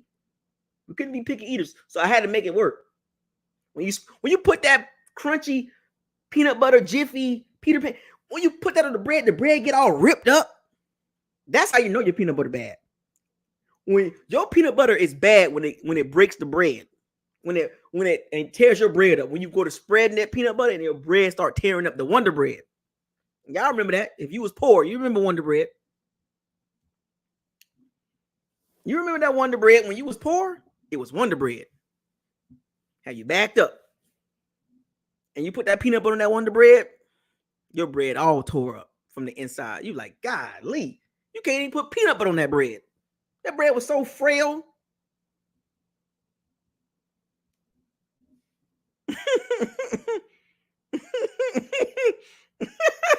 That bread was so frail. It was like that bread was like a napkin. That bread was like a napkin. That Wonder Bread was like a goddamn napkin. You put the peanut butter on that bread, your bread breaks up. It starts peeling on the knife. The peanut butter pulls the bread away from pulls the bread from the inside, pulls the white part off. Paper towel bread. That's what we call it. Fragile bread. Exactly. Wonder Bread.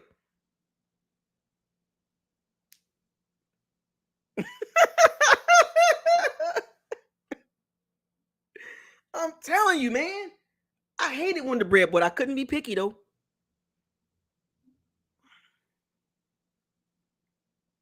Golly, I hated that Wonder Bread. The Wonder Bread was good as far as when it come to ketchup sandwiches. When it come to ketchup sandwiches, and I don't know if y'all know about this, ketchup sandwiches. It's just ketchup and bread. That's how you know you were poor. I used to get so hungry sometimes, and we didn't have a lot of food in the refrigerator. It was all nasty stuff, like the baked beans and the baked beans in the can and all that, the honey baked beans and all that. Going to pantry, whatever, searching for something to snack on, and the Wonder Bread and ketchup. I used to go to make it work. Sometimes if you had mayonnaise, not mayo, not mayonnaise, mayonnaise. You used to kind of make that work, the ketchup and mayonnaise sandwich, but it was mostly ketchup sandwiches or syrup sandwich. I was poor, man. People don't understand this, man. I was poor. My family was not, we wasn't rich. 3-bedroom, 1 bath, 4 boys, 2 parents. When you was hungry, the ketchup sandwiches in the summertime was the best. The Vienna sausages or the hot sausages. The red hot links. Y'all remember them? You had to peel the skin back, or those little small little sausages. Little what they call it? What's the name of that? Jimmy Dean's little sausages, smoked sausages with grits. You can't be picky, man. A lot of butter. That hard butter.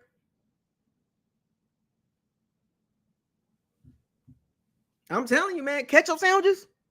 I was the champion. Can't nobody make a better ketchup. If you need a ketchup sandwich, I'll make you one. You can watch me make it. Ketchup sandwich.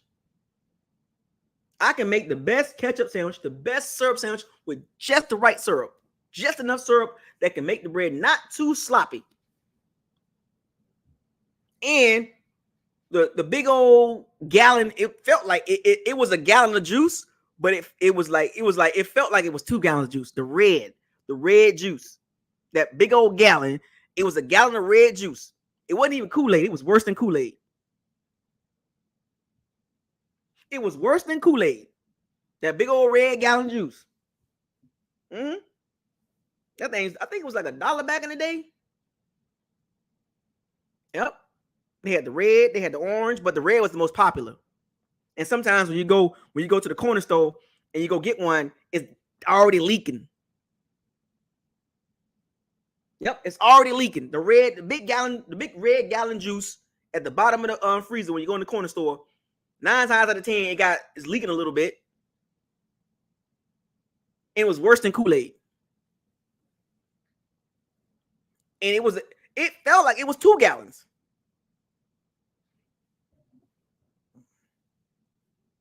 Y'all remember that juice? It was that red juice. When you go to the corner store, snacks or whatever corner store you were in your neighborhood, you go to the soda area, go to the juice area. At the bottom, it was a gallon.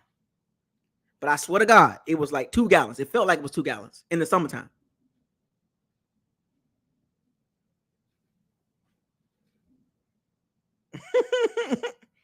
Y'all remember that? It was a red gallon. It was heavy too. It was worse than Kool-Aid. Worse than Kool-Aid. We were drinking that stuff. I was drinking like a champ. I used to drink sodas when I was a teenager. When I was 13, 14, 15 years old, I used to drink Fantas. Fangos, Fantas. Tahiti treats. The Tahiti treat. I used to buy 2-liter sodas and drink myself. I used to drink 2 liters myself.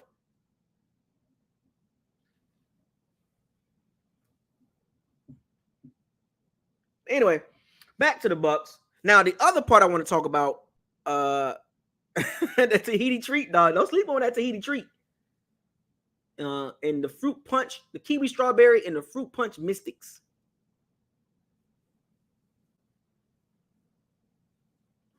Mm-hmm. I used to drink a lot of soda myself. So Hawaiian Punch, Surf on the Can, Hawaiian Punch. Yeah, that's bars. I used to buy 2 liters all the time and drink myself. I used to go to the store and get me some hot Lay's chips or sour cream or hot Cheetos and a 2-liter fruit punch, Hawaiian Punch. Oh my gosh. It was a wrap in the summertime. See, remember, summers for us last until like November. Summer started like March all the way until November. But anyway, another thing I want to talk about, Chris Godwin. So McClendon, Bryce McClendon, the receiver coach, came out and said Chris Godwin is going to be playing in the slot. He's going back to the slot. So here's my thing about Dave Canales. Chris Godwin still had a pretty good season. Well, yeah, he had like a million catches for like 1,010 yards, but that cream soda was terrible. The cream soda was terrible. Who drunk that crap? Who drunk cream soda? Anyway, that was terrible. Root beer and cream soda was so bad. Oh my gosh, that was the nastiest soda I ever had.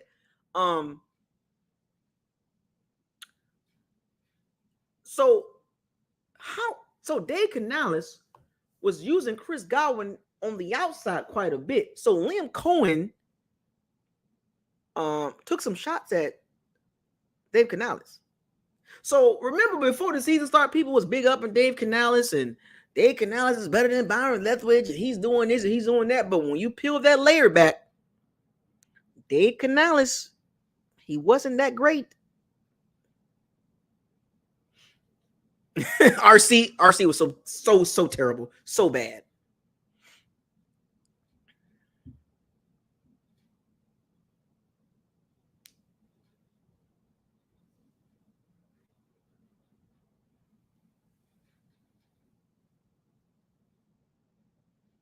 A&W was terrible. Not AW, A&W. It was terrible. The cream soda, the root beer, terrible. That was the worst soda I've ever had. Mr. Pibb, RC, root beer, cream soda. Any of those sodas was so terrible. Like checks, don't talk about checks now. Don't talk about checks now. Don't do me like that. I'll file on your ass. I'll file on you talking about checks now. I will file you up. Come on now, Jit. Come on now. Nah, Jit. But so if you had to give Dave Canales a grade, what grade would you give Dave Canales as an OC, first year OC?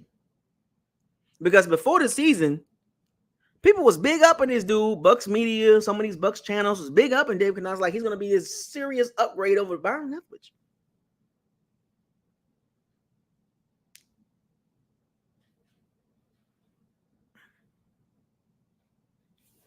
Now I want some checkers now, man. I don't like rallies. See, New Orleans got rallies. And it's not good. I do what I can with the rallies. The rallies fries,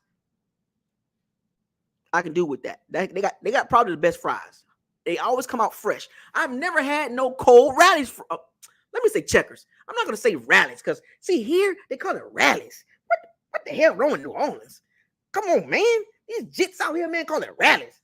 Nah, it's checkers, man. Checkers got the best. I've never had cold checkers fries coming out of the drive-thru or walking up. Remember, in Tampa, the summertime starts in late February, early March, all the way until November. You know how many times I used to go to Checkers and get me some fries? I've never in my life had cold fries from Checkers. Never in my life. He said snake oil.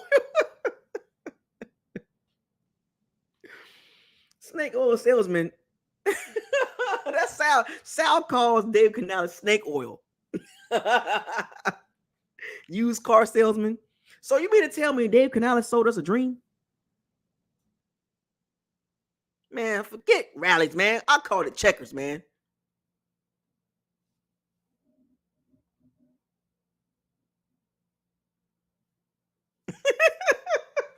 I've never had cold rallies fries. Oh, I never had cold checkers fries come out of the drive-through or walking up. Never in my life.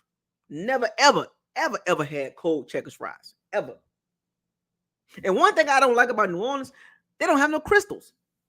No crystals at all.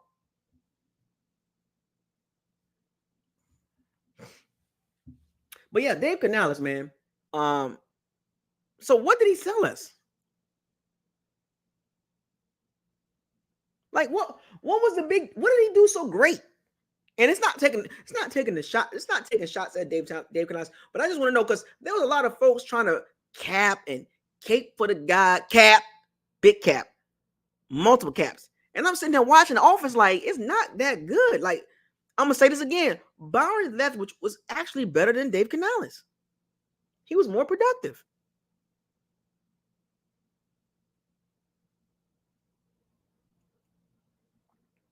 I don't know why people try to make it seem like Byron Leftwich was terrible. I mean, seriously, Byron Leftwich gave us two 5,000-yard passes, a Super Bowl as an OC, a 13-4 season, and an 8-9 season. He's terrible. How the hell does that work?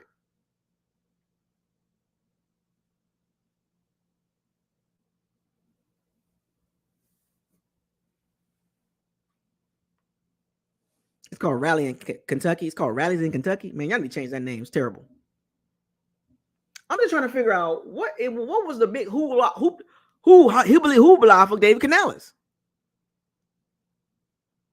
And people try to downgrade Byron Leftwich to make Dave Canales some type of guru coming into this damn Bucs environment. And nobody said anything about it. I don't know, because did Dave Canales have the look? Was it because he had the chin? Was it because of that? The reason why nobody called him out. Now there was some fans like, what is Dave Canales doing? Like over here, we was calling it out. We was like, what is he running the ball? Get the first down, man. You know. And it's like when you go back and look at Byron Leftwich, I bet you miss Byron Leftwich more than you miss Dave Canales. So Liam Cohen took some shots at Dave Canales on how he was running the ball. He was like, you got to give, and I'm paraphrasing, you got to give the line and the running back different tools.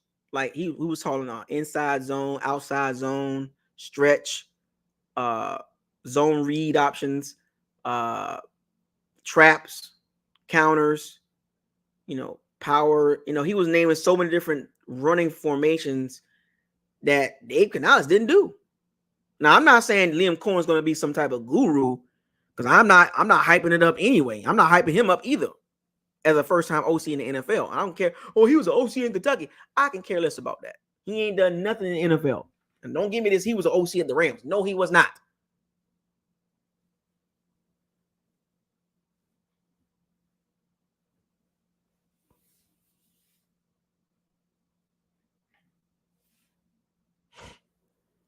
But for some reason, people made it seem like he was just some upgrade from Byron Leftwich. Byron Leftwich had one below average season as an OC. And people sugar honey iced tea on Byron Leftwich to big up Dave Canales, who a lot of Bucs fans had no clue who the hell he was. But the minute he got picked to be the Bucs OC, here come the Bucs fans in typical fashion. Oh yeah, Dave Canales is gonna be really like that. What did I say over here? Man, no. I did not put my money in that basket. I didn't put all my money in that basket. I made a little investment in Dave Canales. So I didn't lose much. So my feelings is not hurt. When the offense was looking terrible in some of the games, I was not mad because I didn't put no stock into that. I didn't put a lot of stock in Dave Canales. Yeah, the Texans game, he did good. The Green Bay game, the Jacksonville game, the Philly game, he did good. The Saints game in the second half, he did good. What's another game he did good in? That's it. The 5 games I named that comes up like right away. It was the first Saints game in the second half. I was there at the game. It was the Texans game, the Jags, the Packers, the Eagles game, even the Lions game. He did good in the fourth quarter, but it was too late. So 6 games that I can name off the top of my head. I can say, okay, that was good, but that doesn't tell the whole story. He was a passing game coordinator. Basically, Sean McVay draws up the plays, hands them a sheet, and say, "What you think? Put that together for me." It's like if you're coaching under Kyle Shanahan, Sean McVay, Kevin O'Connell, what's the Browns coach? Kevin Stefanski, Mike McCarthy. If you're coaching under some of those guys, they don't have an OC. They give these guys a title as OC, but we know who calling the plays. We know who calling plays, man. We know who calling plays. Okay? Shane Steichen. Like, if you're an OC, you're not an OC. You just got the title. Passing game coordinator means sugar, honey, iced tea to me. It means nothing to me.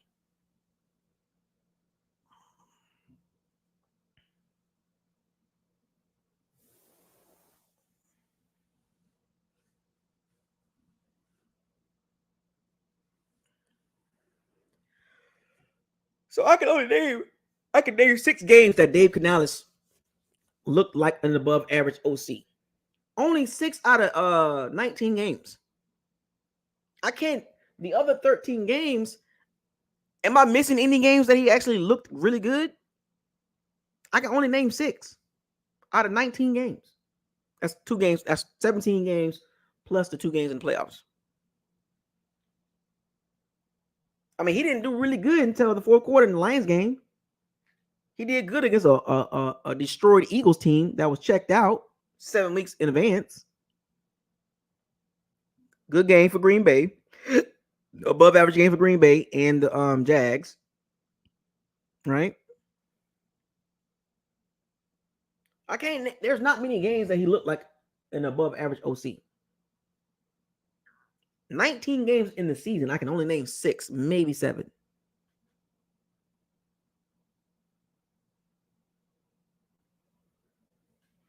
I think we're going to have the same issues with Liam Cohen. He's going to look good in some games, but some games I'm like, man. I named that game. I already named the Texas game. That was one of the 6 or 7 games I named that he actually looked like an NFL OC. But the other 11 to 12 games, I didn't see it. And I think we're going to go through the same problems this season with Liam Cohen. I can care less about Kentucky, man. I'm telling y'all, man, that don't mean nothing. Them tunnel screens and them bubble screens don't mean nothing in the NFL because we don't have yak receivers. Well, Jalen McMillan, Trey Palmer, hope that could change that. But my point is, going back to Chris Godwin,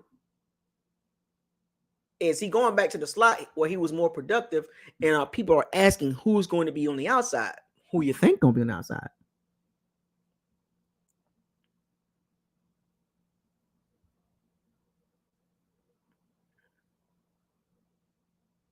Snake oil. Where is Sal? Sal do not like Dave Canales. Where is Sal? Call this Sal to the front. Does anybody know where Sal at? Is he in the chat? Sal do not like Dave Canales. He called him a snake oil. He's selling snake oil. That's Sal. Sal gave Dave Canales that title, snake oil salesman. But I don't have a lot of high hopes for Liam Cohen in his first year. I'm gonna be honest with you. I'm not putting my stock in Liam Cohen. I'm not putting my money in stock. I'm not putting my stocks in tunnel screens and bubble screens and college style offense. I'm not putting that. I'm not putting money into that. I can't until he showed me something consistently. I can't And he hasn't shown me anything. So right now, I don't have nothing invested into Liam Cohen until I see otherwise. So don't get mad at me. As far as Chris Godwin, he going back to the slot. So I'm thinking Jalen McMillan's going to be the number 2 in a way, kind of, sort of. So people, Jalen McMillan, I don't like that pick. Oh, Jalen McMillan. I'm trying to tell y'all.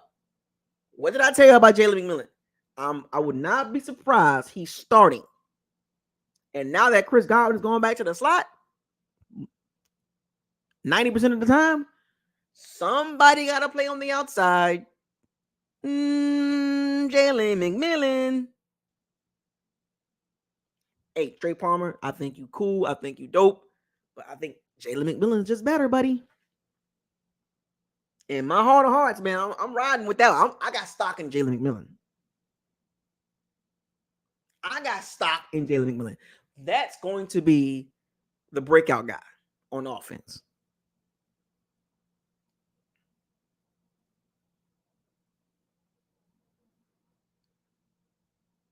I know we got Mike Evans. I know we got Chris Godwin. I know we got Rachaad White, Cade Otton. That's cool. Trey Palmer, Bucky Irvin. That's cool. But my breakout guy for the offense, and I think that's going to be probably the best pick, or the pick with the biggest Graham Barton. Graham Barton and Jalen McMillan. But as far as like skill wise, I think Jalen McMillan is going to be the biggest, in my opinion. I think he's going to be impact player. I think he's going to be impact player right away.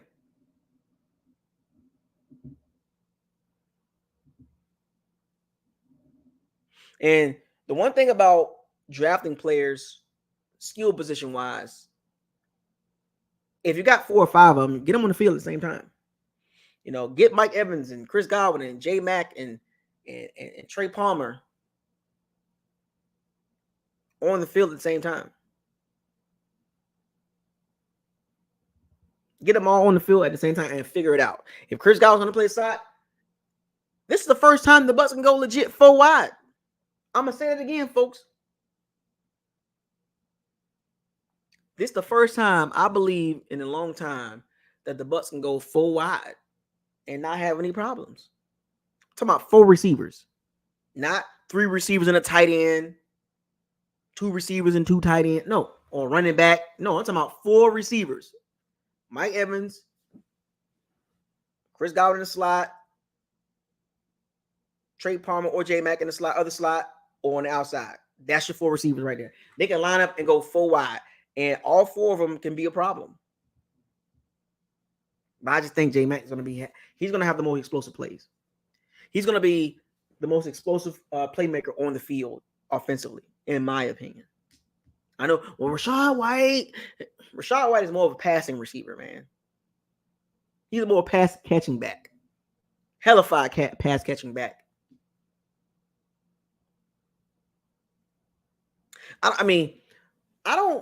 Chris Godwin going back to the slot, being that we have J Mac, Trey Palmer in his second year.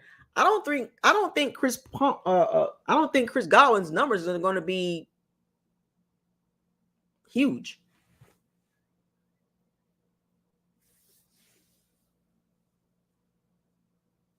I don't see Chris Godwin's numbers being huge this season. And it's not because he's not talented. It's just because we got a year 2 of Trey Palmer and a really high impact, high ceiling, high floor player in Jalen McMillan. So when Chris Godwin had, or his wife had an issue with him not getting catches because they was force feeding the ball to Mike Evans. Well, now they don't have to do that.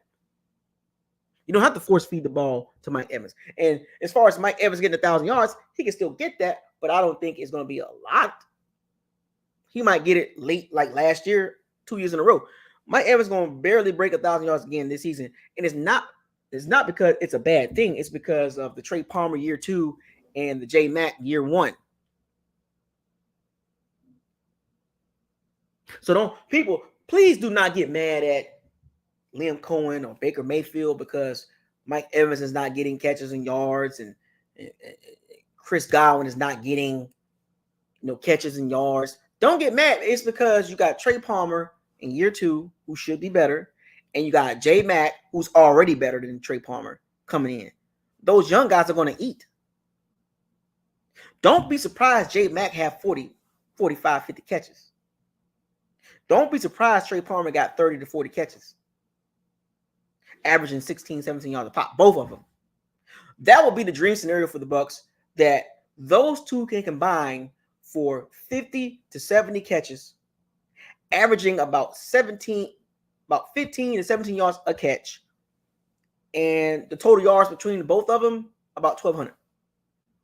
That is the dream scenario. So stop worrying about the 1,000 yards for Chris Godwin and Mike Evans. Mike Evans will probably get his 1,000 yards, but I'm just saying, if Chris Godwin has 70 catches for 800 yards or 900 yards, that's cool. That's fine. Because that means if he got 70 catches for 800 yards, that means Trey Palmer and J Miggity Mac, doing their thing. That means they made up for the other catches. That means Rachaad White catches go down. But you get the ball into Trey Palmer and J Miggity Mac hands. Both of those guys are more explosive than Rachaad White. So expect Rachaad White numbers to go down too, as far as catching. So he can focus on running the ball, hitting the hole correctly. Hit the hole, man. Hit the A-gap. It's a counter trade. Rachaad White, stop thinking you Le'Veon Bell. You're not him. You're not even close.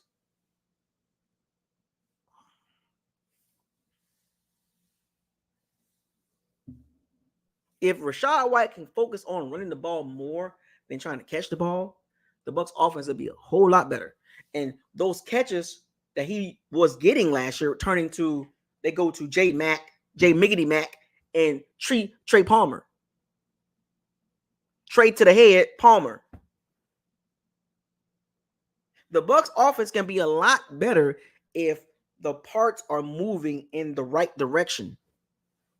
That's Liam Cohen. Actually, no, that starts with Todd Bowles, the game plan. Liam Cohen putting these guys in the best position to make plays. Right? Then it trickles down to Baker Mayfield. Getting into plays, getting out of plays, making the checks. Audibling if he sees something. And they talking about this is year 2 that Baker Mayfield's going to be in the same offense. Stop the cap. Stop the cap is not the same offense. Why do they keep pushing this stupid narrative that he's going to be in the same offense? It's not the same. Dave Canales and Liam Cohen is not the same. We're not going to take it. We're not going to take it. Stop letting these Bucs channels fool y'all, man.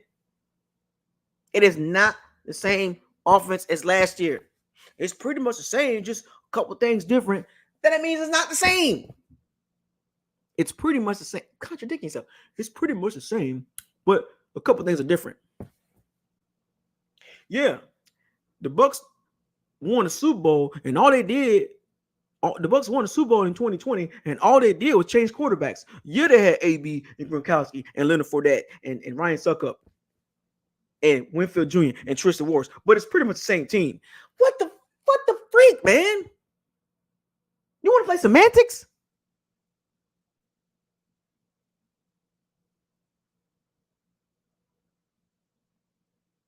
Stop with the semantics, man.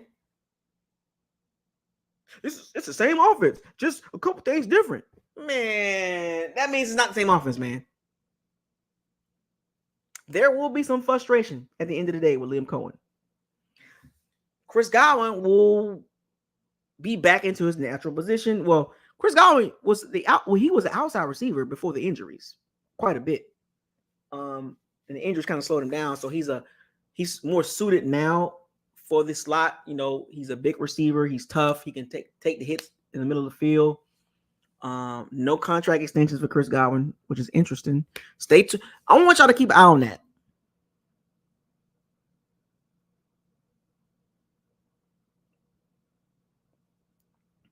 Keep an eye out on the Chris Godwin contract situation. I know Al's 335. They try to push this stupid narrative that it's a couple changes, but it's the same team. No, it's not, man. All they did was change quarterbacks. No, they didn't, man.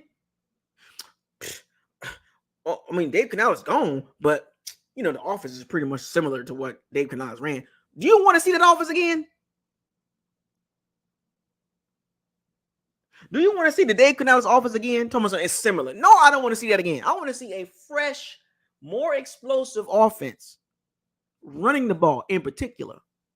Talking about the same offense. I don't want to see that.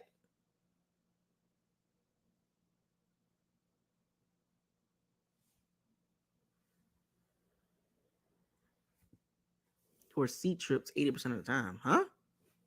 Your seat trips. I don't know what you're trying to say right there. Zans. 100 Zans. I don't know what you're trying to say. I want to see all four receivers be. I know Mike Evans, he gonna do his thing. We already know that. Mike Evans is a level, he's a model of consistency. So I'm not worried about Mike Evans.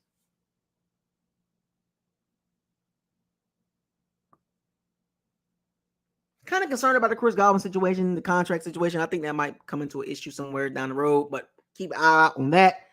I like the two young guys. I like Trey Palmer, and I really like Jay Miggity Mack. It's the Miggity Mack. I like him a lot. All caps. I think he's going to be really good. I think Bucky Irvin, he's going to get quite a bit of snaps. Especially if Bucky Irvin can come in there and look more fluent than Rachaad White. I'm telling you, do not be surprised Bucky Irvin start getting more snaps than Rachaad White running the ball. Especially if he brings some juice and some shiftiness. Oh my Lord. Rachaad White, man. Tighten up.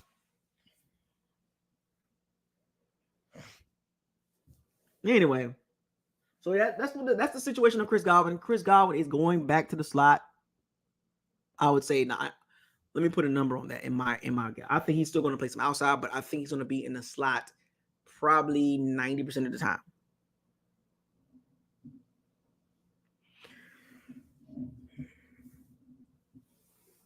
$90% of the time he's going to be in the slot. So that means Trey Palmer and Rachaad White. It's pretty much like the Bucs starting lineup is three receivers. So the battle for receiver 3 it's on now. It's on, folks. It is. So we know Mike Evans and Chris Godwin is receiver 1, receiver 2. But receiver 3 is up for grabs. Trey Palmer does not have that position sold and signed and sealed and delivered. He don't. Tick 757. Exactly. Bucky Irvin, Warren Dunn wasn't super fast. Warren Dunn was quick and shifty more than super fast. And Bucky Irvin can be that. He has all the tools to be that type of running back. And I'm telling y'all, do not be surprised Rachaad White by the middle of the season losing them snaps to Bucky Irvin. Go back and watch the tape, folks. Go back and look at Rachaad White's college tape come out of college. And go look at Bucky Irvin's tape come out of college. What's the difference?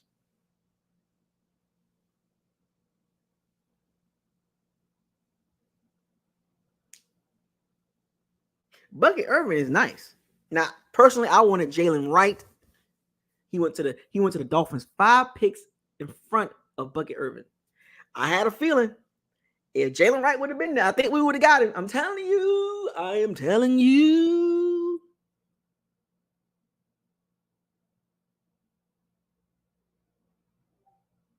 I got a feeling the Bucs would have drafted Jalen Wright because he's bigger and faster than Bucky Irvin. Can do the exact same thing, just bigger and faster. He went to the Miami Dolphins. 5 picks before the Bucs got Bucky Irvin. So clearly that tells you the Bucs was looking at running back.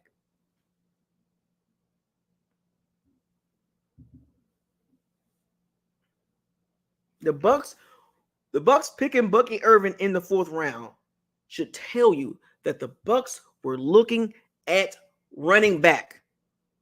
If Jalen Wright and Bucky Irvin was on the board, I would have been pounding for Jalen Wright. I want him on the Bucs so bad because he is so much faster than Rachaad White, explosive, just everything that the Bucs need as far as a change of pace running back. He could have been our Tony Pollard. Remember when Zeke and Tony had the 1-2, Zeke Elliott and Tony Pollard had the 1-2 thing going, but when Tony Pollard got in there, you saw the explosiveness. I think Jalen Wright is that type of running back. Now, nothing against Bucky, but I'm just saying. I think Jalen Wright would have been a better fit, but he got picked before Bucky Wright. So 5 picks before the Bucs. The Bucs would have. I'm telling you, the Bucs would have got him.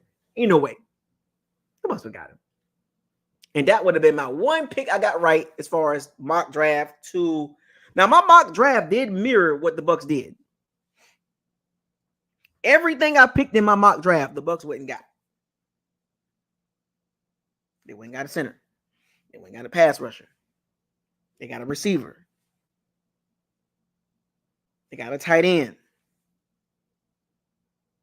They got a nickelback. Did I pick a nickelback in my drive? I think I did. But the main 4 was center, running back, receiver, pass rusher.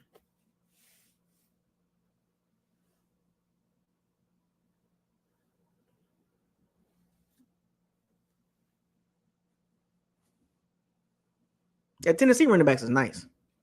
Yeah, the Dolphins snatched him up. Now, the Dolphins, they got Raheem Mostert. He a little old in the tooth, so I think they drafted Jalen Wright because of Raheem Mostert always hurt. And they got Devon Achey, he's always hurt. So Jalen Wright is going to fit perfect with that offense. He's fast, and Miami offense is fast. I know the Bucs would have got Jalen Wright. You can't tell me they wouldn't have got him. They picked Bucky Irvin.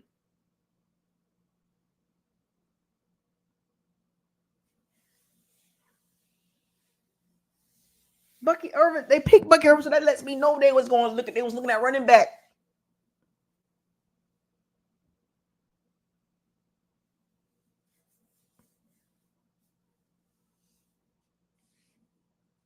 But my mock draft did line up what the Bucs did. It's out of order as far as players and then where they were drafted.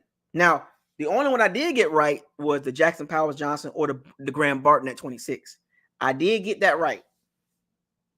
Then I had Marshawn Nealon in the second round. They got Chris Braswell.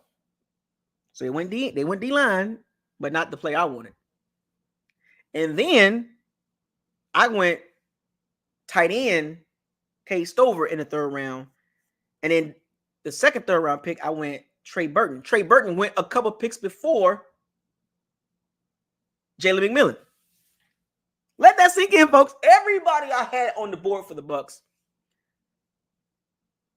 after round 1 was picked before the Bucs picked. Think about that for a second, folks. Let me repeat that. Marshawn Nealon got picked before the Bucs picked Chris Braswell. I think the Cowboys picked up Marshawn Nealon, right? Did the Cowboys pick up Marshawn Nealon? I think. Well, who picked up Marshawn Nealon? Somebody in the chat. Was it the Cowboys that picked up Marshawn Nealon in the second round before they picked Chris Braswell? If I'm not mistaken. And then Trey Burton was picked before the Bucs picked Jalen McMillan.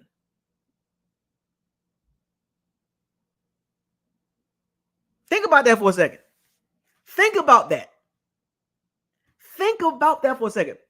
The Bucs drafted a D lineman, Chris Braswell, but who I wanted the Bucs to pick was picked before Chris Braswell. The Cowboys did get Marshawn Nealon. A couple picks before the Bucs picked Cowboys, Marshawn Nealon. Bucs, Chris Braswell. Trey Burton went to the Titans? No, it wasn't the Titans. Trey Burton went to where did Trey Burton go to?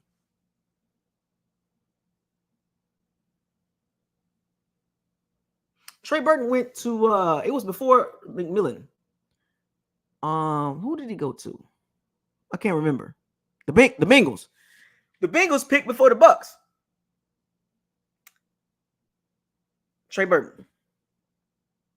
And then some few picks later, Jalen McMillan. I was like, oh my Lord. And I'm like, oh man. Think about that for a second, folks. Trey Burton got picked before the Bucs picked in the third round. Marshawn Nealon got picked before the Bucs picked in the second round. Jalen Wright got picked before the Bucs picked Bucky Irvin in the fourth round. 3 picks would have been right. So that tells me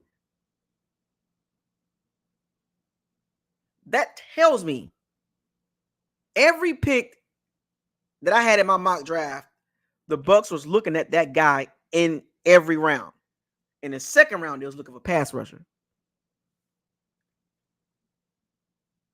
In the third round, they was looking for receiver, Trey Burton. They were looking for receiver. Well, I had the Bucs picking Trey Burton, but the Bengals picked Trey Burton before the Bucs picked Jalen McMillan. And in the fourth round, I had the Bucs picking a running back, Jalen Wright, who was picked before 5 picks before the Bucs picked Bucky Irvin. So all 3 of those rounds, the second, the third round, the second pick in the third round, and the fourth round pick would have been on the money. And we did get a tight end, Devin Cope, but I had the Bucs picking Cade Stover. I'm telling you, folks, can you imagine if I would have got Marshawn Nealon right, Trey Burton right, and Jalen Wright correct? Oh, man. Because now, last year's draft, I got Trey Palmer right. I got Yaya Diaby right. I had got Sean Tucker right. I got Payne Drum right. This would have been the second year in a row. My mock draft would have been pretty good. That I got some guys correct. So I scout pretty good. I know what I'll be talking about, folks. I don't know what the other Bucs channels be doing, but I'm telling y'all, go look at my mock draft and go look at the Bucs picks. And go look at the Bucs picks in the second round, third round, the second pick in the third round, and the fourth round pick. Go look at those picks, the number, and go look at the pick. Go look at the guy I had in my mock draft, and where was he drafted at?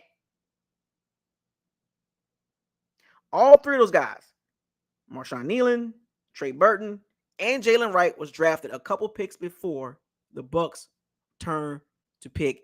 In each one of those rounds, the Bucs went for the exact same position I was telling them to go to. That I was beating the table. The Bucs should draft a pass rusher in the second round. Get Graham Barton or Jackson Powers in the first round. Get a pass rusher in the second round. Get a receiver in the third round. And get a running back in the fourth round. I got all 4 of them right.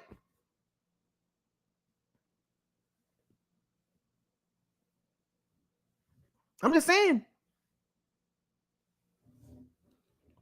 I would have been loving it. There was a couple guys that wasn't in the Bucs interview. There's a couple guys that the Bucs did pick that they didn't even interview.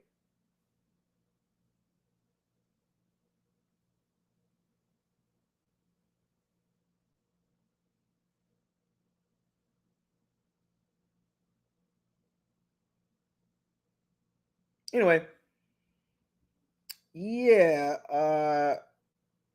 that's pretty much a wrap for today. Have fun with you guys for today. I'm so excited, man. Big things coming. So, we got training camp starting, mini camp coming up, and training camp in July, preseason in August. It's around the corner, folks. We're gonna be in phase 3, which is training camp, mini camp, training camp, rookie mini camp, rookie training camp, rookie mini camp, then training camp in July, phase 3, and then phase 4 is preseason, and then we here. Then we back at it again. There's gonna be some changes in 2024 for me, but I ain't gonna tell y'all what's going to happen in 2024, late third quarter 2024 for the BucosLocker. As far as me personally, but It's a good thing though, not a bad thing. I'm definitely gonna hit up a few games.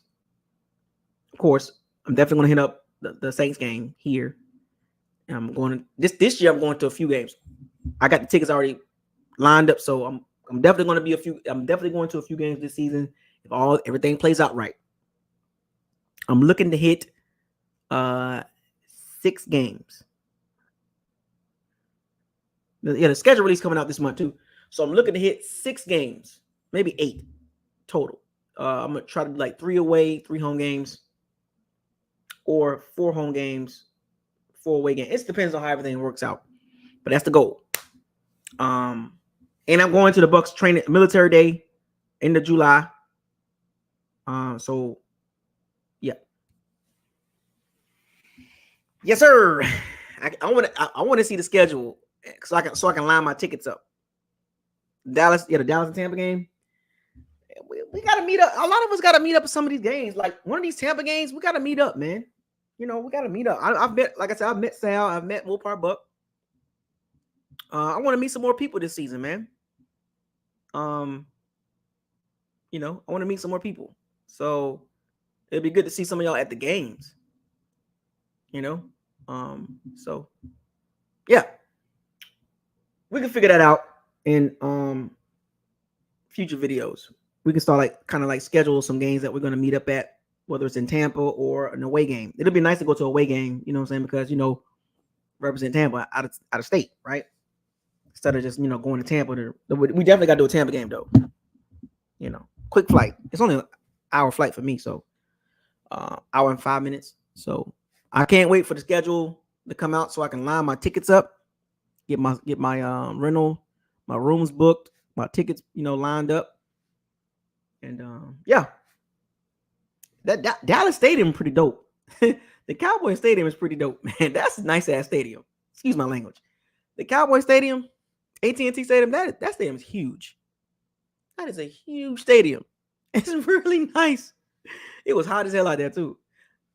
Texas Live, I like that spot. I like Texas Live. I ain't gonna front. Texas Live was pretty dope. Texas Live was pretty dope, man. And it's pregame. Texas Live, you can get out there at 11 o'clock. Oh, no, 10 o'clock, 9 o'clock. Texas Live, 9 o'clock, 10 o'clock, and be out there chilling. Pre-gaming, food and everything. You can literally go into the AT&T Stadium and not even be hungry. Anyway, so I'm looking forward to a few games this season. You wish that he go into the Broncos game. I don't want to see the Broncos play. I want to see I want to go to the games that that actually mean something. Not saying the Broncos is terrible. I don't think the Broncos will be good, but I like the big games. Saints game, Falcons game. I definitely want to go to Atlanta. I definitely want to go to the Atlanta game. Big Buck, we got to get to the game, man. Big Buck, we got to get to that Atlanta game. I haven't been to LA. I've been to LA before, but not the SoFi Stadium. I heard that stadium is pretty dope too. So I got to see when the Chargers game is. If I can get to that Chargers game, that'll be pretty dope at SoFi. Cause they share the same stadium with the Rams. So if I'm not mistaken, so I think that'd be pretty dope to get out to that stadium too. Yeah, man. It's gonna be fun this season. So it's gonna a lot of good games in the schedule, man. A lot of good games. Got a first place schedule, so definitely gotta get the Atlanta game, Saints game,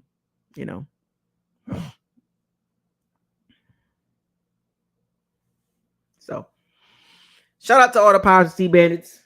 Thank y'all for joining an episode of BucosLocker. We at 2 hours and 19 minutes. Wrapping this up. Fire those cannons. Seize the day. Raise the flag. Hashtag interesting. Hashtag what are we doing? Hashtag why? Hashtag what is this? Hashtag facts over feelings. Hashtag probability versus possibility. Hashtag reality over optimism. Hashtag don't get mad at me. I don't make the draft picks. I just talk about it. With that being said, I'll let y'all another time. Y'all enjoy the rest of your night and be safe. See you next time right here and Buckles Locker. Peace.